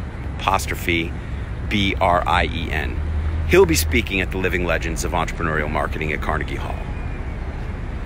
And I only mention him in relation to Einstein because his IQ is 37 points higher than Einstein, and Einstein spoke at Carnegie Hall. Who else has spoken at Carnegie Hall? How about Teddy Roosevelt? One of the greatest leaders of American history spoke at Carnegie Hall. How about Franklin D. Roosevelt? America's possibly greatest president, led us through World War II, out of the Great Depression. The only president to have 4 terms, spoke at Carnegie Hall. Martin Luther King Jr., I have a dream. He spoke at Carnegie Hall. See, these are the great legends who have spoken at Carnegie Hall.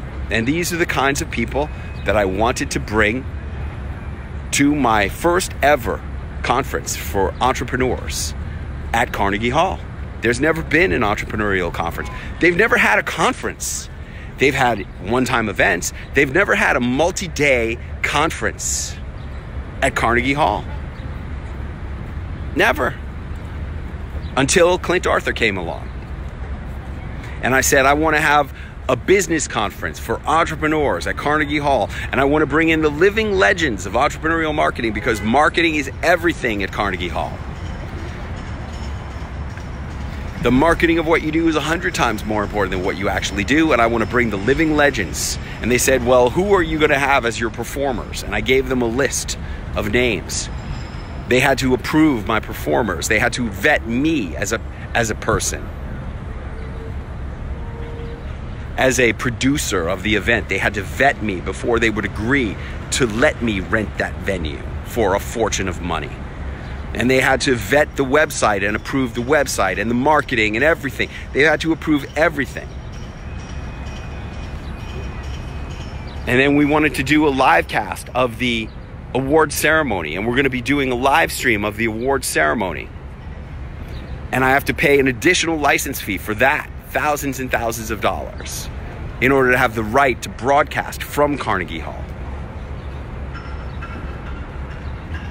And all of this came because I want something for me. I want to take my career to the next level. I need to make my Alamo last stand.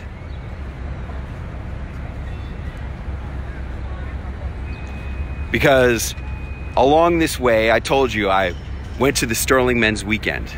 And out of the Sterling Men's Weekend, I got involved with the men's self-help movement.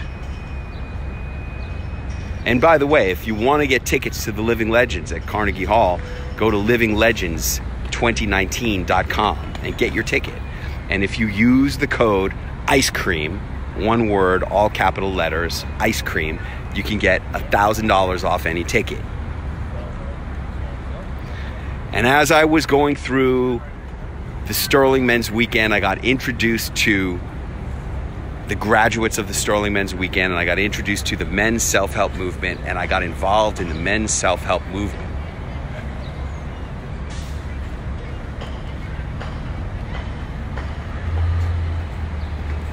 And one night I was at one of those men's self-help campfires, and the shaman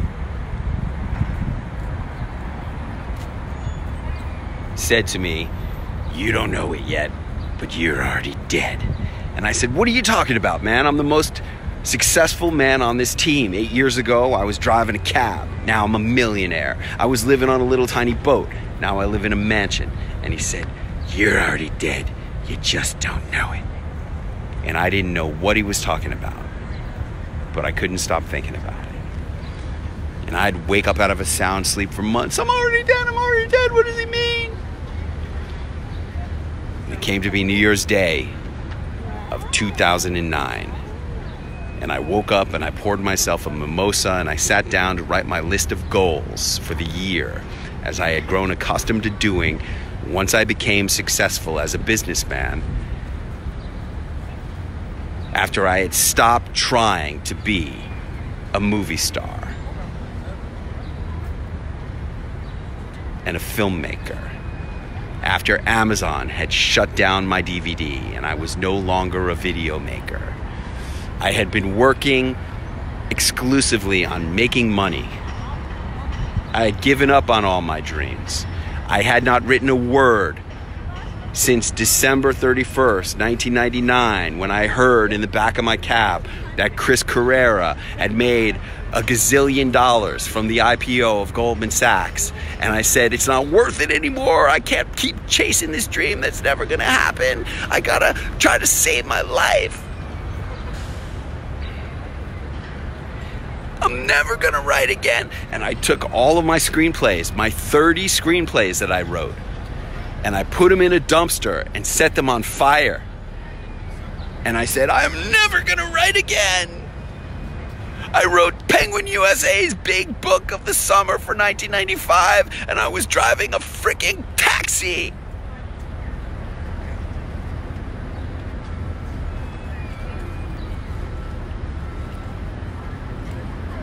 I'm never gonna write again.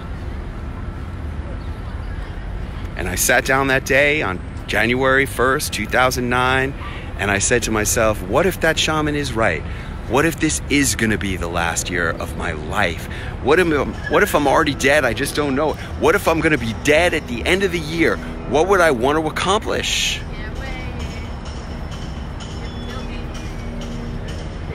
And I was shocked as hell because I had not written a word in over 8 years.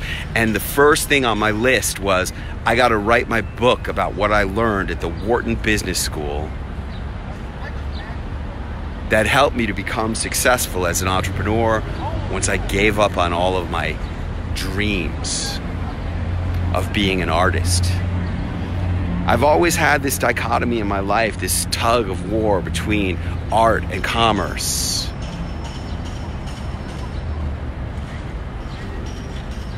My dad was an accountant. My mom graduated from Cooper Union with a degree in fine arts, an all-scholarship school. She had a degree in fine arts from an all-scholarship school. She was the director of design for J.P. Stevens, one of the biggest textile manufacturers in the world. She ran her own design studio for decades in New York City. There was always this tug between art and commerce.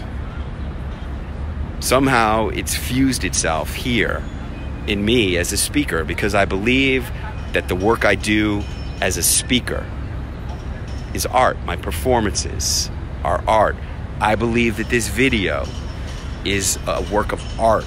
It's a performance that I've constructed and designed here in the background with the setting of the Alamo. I deliberately came and made this video at the Alamo because of the symbolism, the setting of the Alamo, of making your last stand. When I wrote my book about Donald Trump, the 21 Performance Secrets of Donald Trump, S in secrets, the last S stands for setting. One of the great secrets of Donald Trump's great performances, why he's so successful as a speaker, is the setting. And look at this beautiful setting for this video that I've created. Thank you.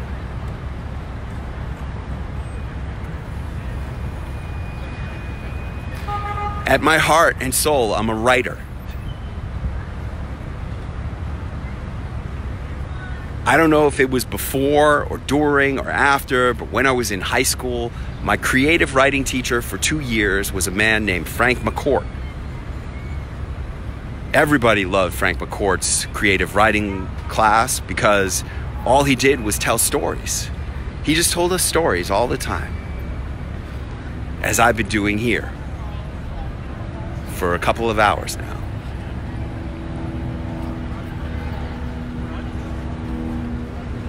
And then he went on and wrote his book, Angela's Ashes. If you haven't read it, you need to. It's the most beautiful piece of prose in the English language. Angela's Ashes. Let's see if we can get back on this pole.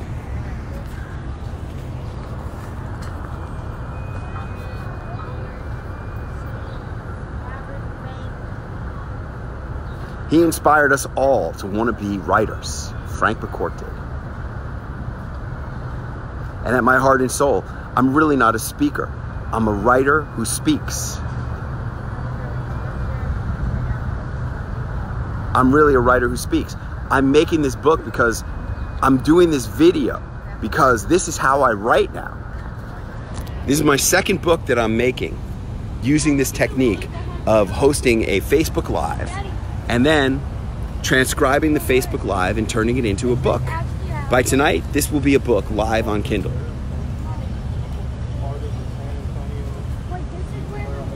My first book that I did like this is called Entrepreneurial Marketing.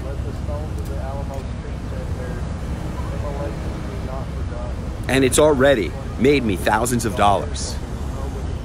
I make books because I know how to, I make money from books and being a writer because I know how to be a marketer, because the marketing of what you do is more important than anything. It's 100 times more important than what you actually do.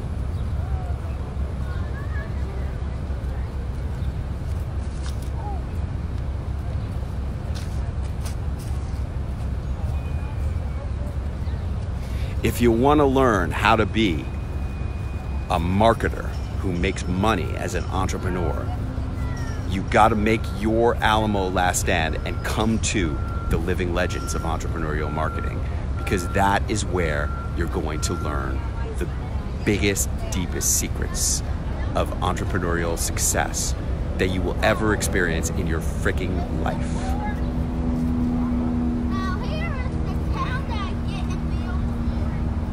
I'm gonna leave it all on the stage. I'm gonna pull it out of Martha Stewart and Ice-T and Coco and Jerry from Ben and Jerry's and Dan Kennedy. It's gonna be Dan Kennedy's last lecture. I told you Mark Twain gave his last lecture. It's Dan Kennedy's last lecture.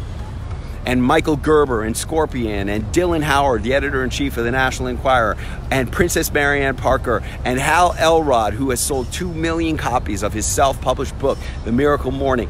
I'm gonna pull it out of every one of them. Hey guys, what does it really take to succeed as an entrepreneur? What do you really gotta do? That's what you're gonna get. You're gonna get those secrets when you come to the living legends of entrepreneurial marketing at Carnegie Hall. Those are the secrets you're gonna get.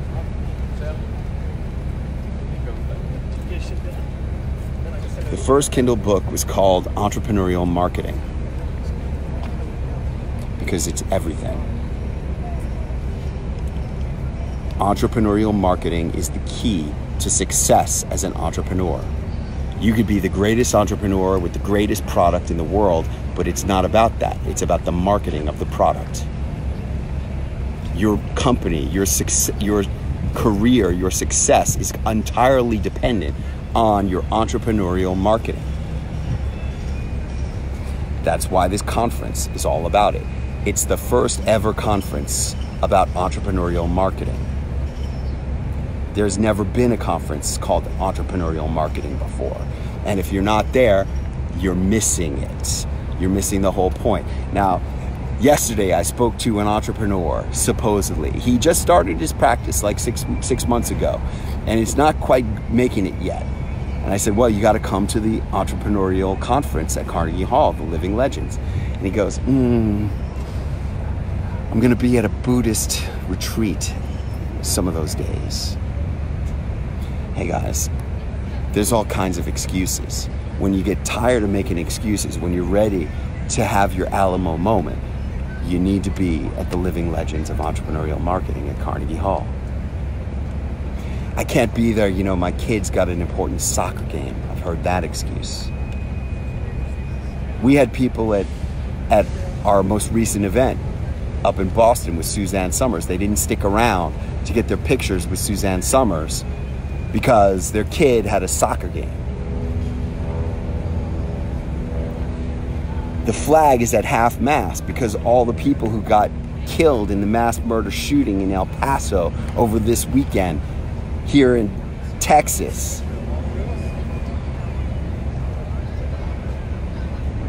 They're not going to be at the entrepreneurial conference at Carnegie Hall, the Living Legends of Entrepreneurial Marketing, because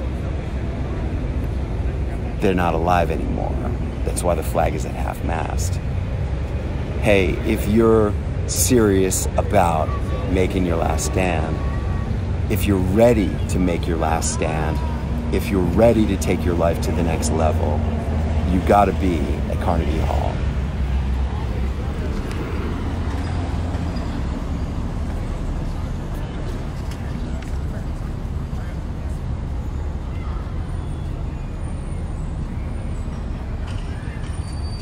Oh, but Clint, I'm not, you know, I live somewhere else. You know, I want you to know, I got people coming in from London, from the Bahamas, from Canada, from Mexico, coming to the Living Legends of Entrepreneurial Marketing. Because who cares where you live today? Who cares where you, like, they don't have planes where you live?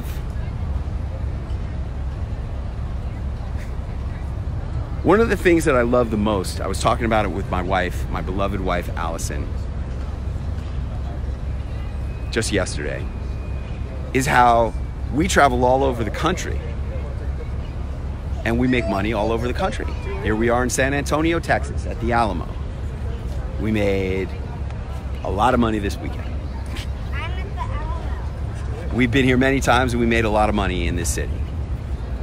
I'm not from Texas, I don't live in Texas, I'm not from San Antonio, I just come here, I fly in on an airplane, usually on Southwest Airlines because it's the cheapest. And also I love Southwest Airlines. I think I'm gonna put Southwest Airlines in the title too. Because I really do love Southwest Airlines. I recommend to all my clients that they should fly on Southwest Airlines. Mostly I love how if you cancel your flight or change your flight, they don't make you forfeit your money or give you a change fee. You just have to pay the different fee, the different fare. All these airlines, every time I make a reservation on an airline that's not Southwest Airlines, I end up having to change it. And then I lose the money or I have to pay a $200 change fee. It's ridiculous.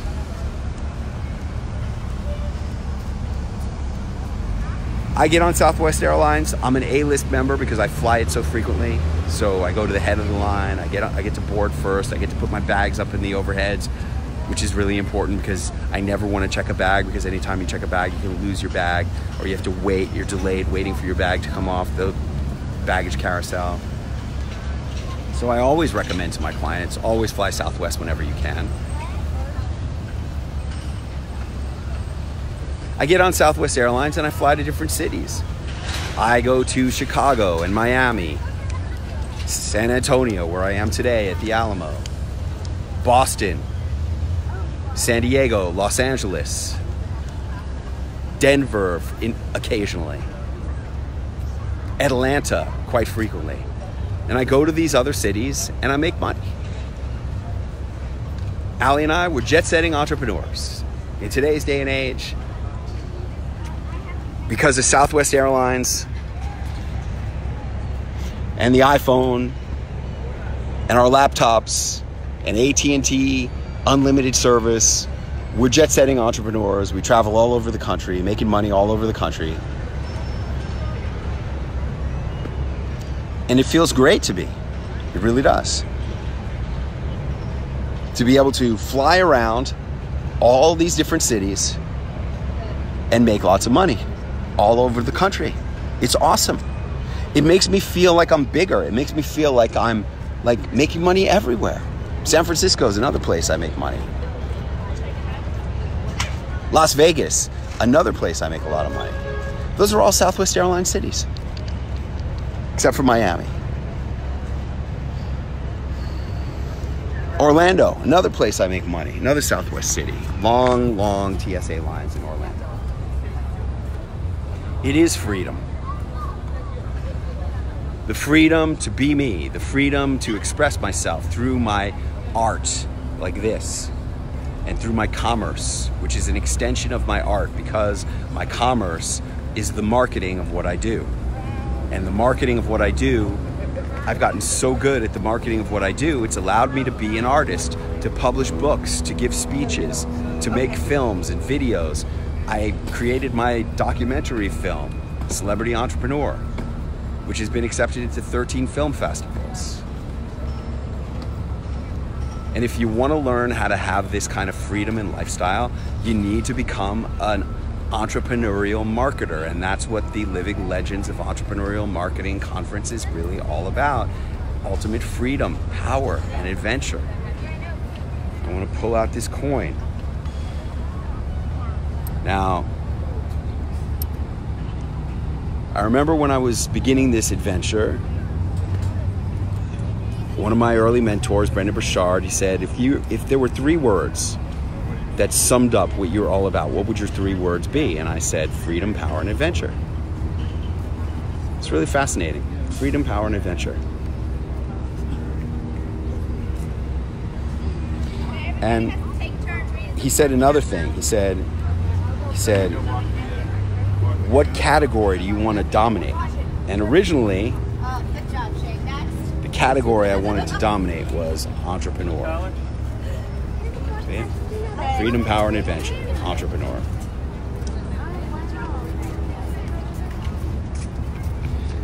And I never understood how I was going to be able to dominate the category of entrepreneur. How you could type in on Google entrepreneur and I would come up first. That was so big. I didn't know how I was going to do it, and I don't think I've done it.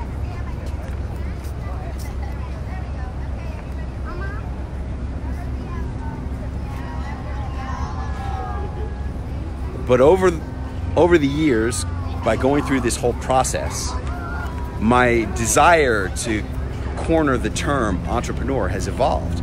See, I've realized that being an entrepreneur is great, but what you really need to be is a celebrity entrepreneur.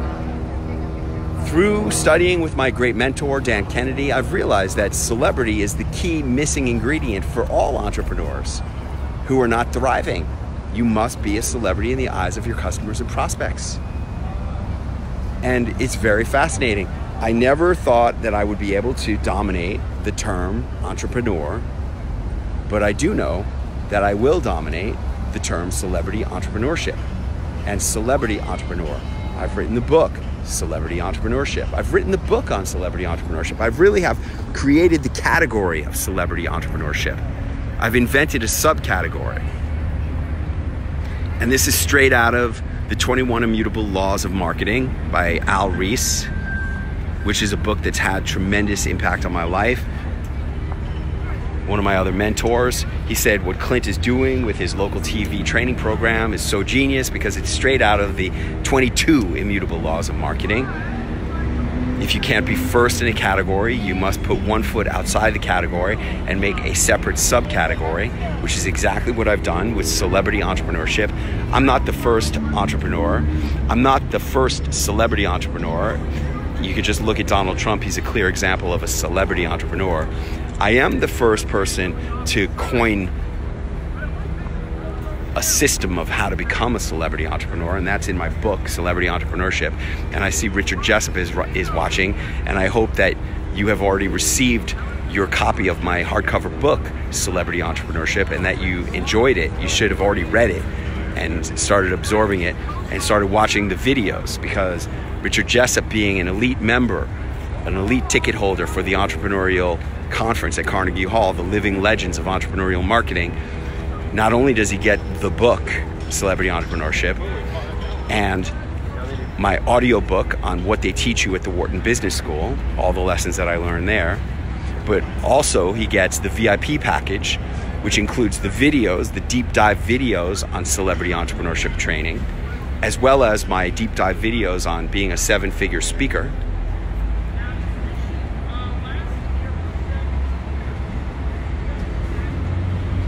And then as an elite member, he also gets additional training on what to wear, what to say, how to behave on the stage when he's doing his 5-minute hot seat with either Michael Gerber, Dan Kennedy, or Scorpion.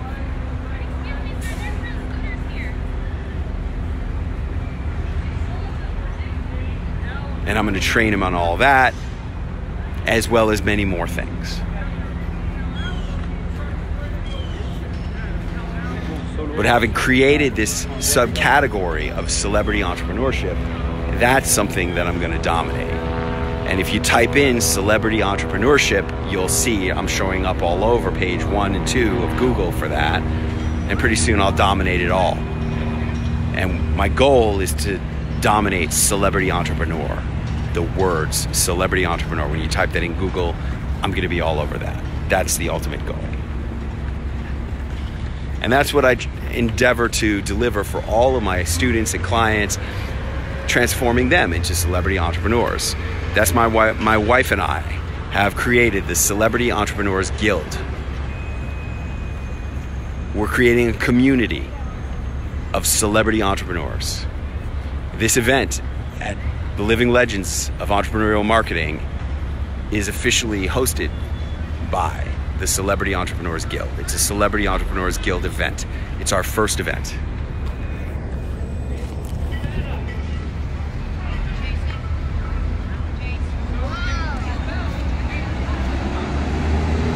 We really need to honor some of our celebrity superstar marketers.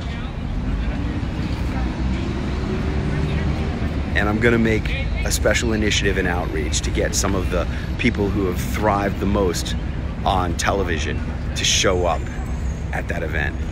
Talk about how TV has transformed their lives. Hal Elrod is one of them. Hal Elrod is one of my speakers. He was just on the Today Show July 16th. He came to my third celebrity launchpad, booked himself on 13 appearances, and has sold 2 million copies of his self-published book. Princess Marianne Parker is another one. She came to this country chasing the American dream. 6 months after she arrived, she's in a homeless shelter for battered women, victims of domestic violence, with her baby and her infant. Today, she's the world's top luxury etiquette expert, the princess of luxury etiquette, Princess Marianne Parker. She's done 35 television appearances. I wouldn't even let her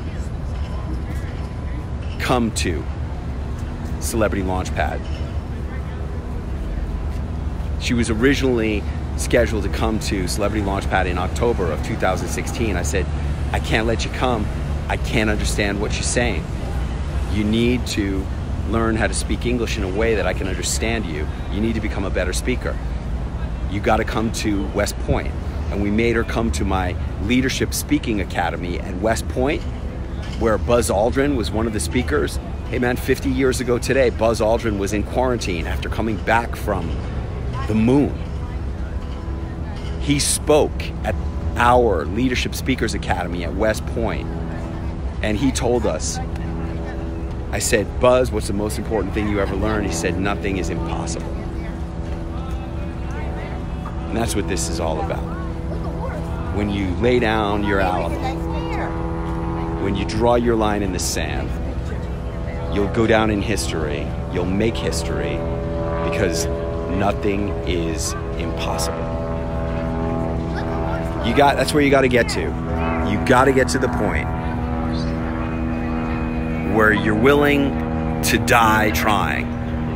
And you got to believe what Buzz Aldrin said, and what I'm telling you is true right now. Nothing is impossible.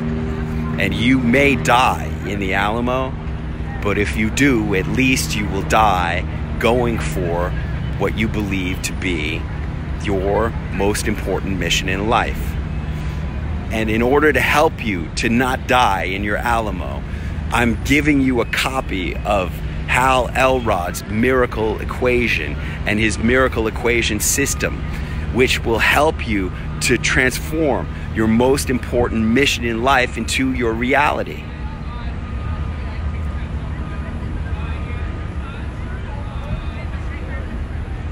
I don't want you to die in the Alamo. I want you to be willing to die at the Alamo, but I don't want you to die. I want you to go on and become a hero like Buzz Aldrin, so that you can tell others to follow their dreams, as he has been doing and as I am doing every day.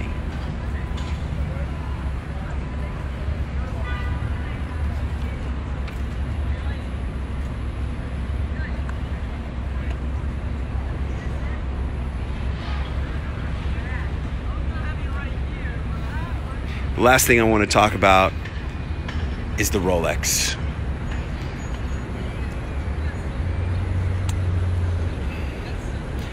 Allie and I got married. I met Allie shortly after the Sterling Men's Weekend. I took the Men's Weekend in December 2000. I met her in 2001. At that point,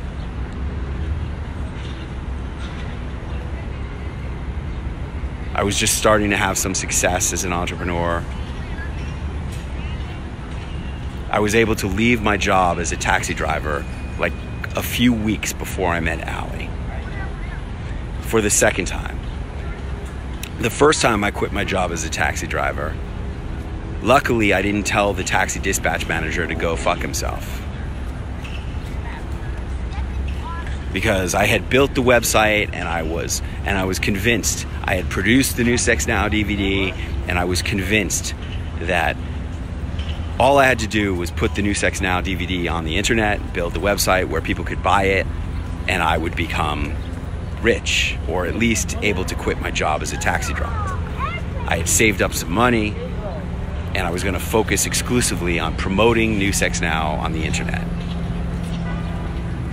2 weeks later, I was back behind the wheel of a cab. And that's why I stress to all of my students, like, look, I get students on all different levels. I get very successful doctors and financial advisors and experts of all different kinds who are thriving and they want to break through and go to the next level. That's why you come to see me. And also, from time to time, I get people who have the courage and they're like, hey, look, I'm working this job and I want to transition out of it. I want to become an expert. I want to become an entrepreneur. And I have compassion for those people, and I know how hard it is. And I always say, don't quit your job. You got to straddle. You got to be an employee, and you got to bust your ass straddling until you're making enough money as an entrepreneur to be able to afford to do it full time.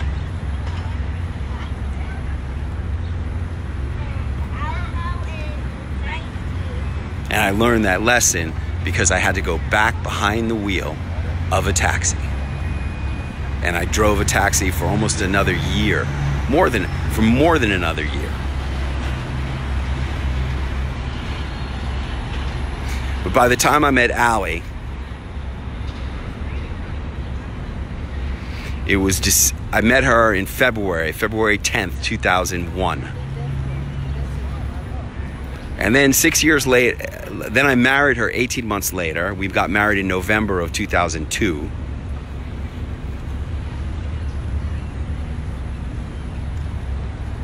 And 6 years after that, that would put us in November of 2008. Wow, you know what was going on in the world then. In November of 2008,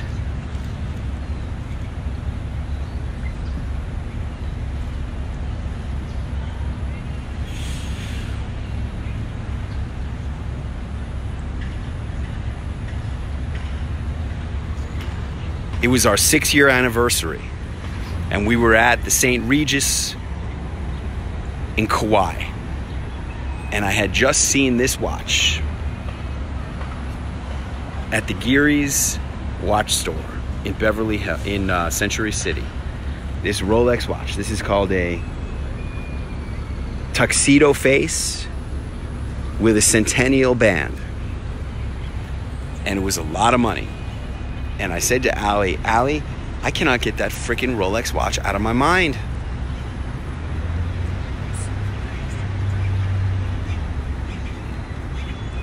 And she said, get it. It's the last year of your life. Get it. So I called up Geary's and I had them ship it to me in Kauai. And I spent the money in November of 2008. I spent the money. You know what was going on in the world in November of 2008? This was not an easy purchase. This was not an easy purchase in November 2008. This is a very expensive, genuine Rolex watch. But I'll tell you what, I get so much pleasure out of this Rolex watch every single day of my life. I love, love, love, love, love it. I took it in for service for the first time a couple of months ago. I've had it for over 12 years. And I only serviced it for the first time a couple of months ago. This is like one of my most prized possessions. I get joy from it every single day. And I got it because I was living life as if I was going to die.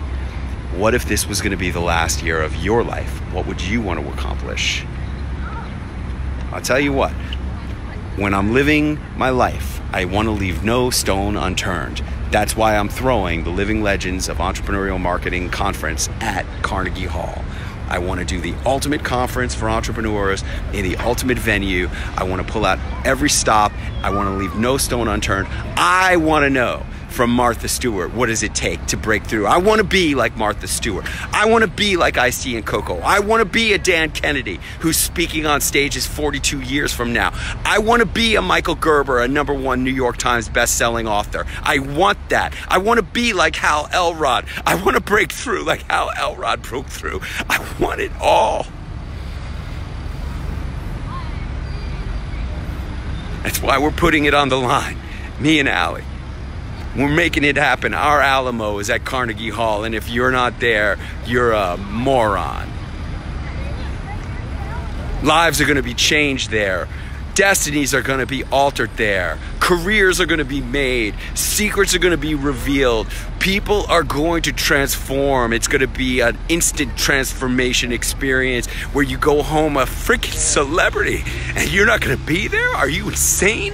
How do you call yourself a person who's got commitments? How do you say that you're committed to your family? How do you say you're committed to your business? How do you say you're committed to your message? How do you say you're committed to making a difference and a fortune in your life if you're not there studying with the living legends at Carnegie Hall? Are you crazy? You're not going to be there? What the hell is wrong with you? Get your fucking ass to Carnegie Hall. It's cheap.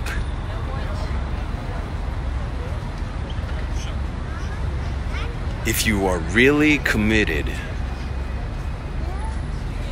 you need to make your last stand.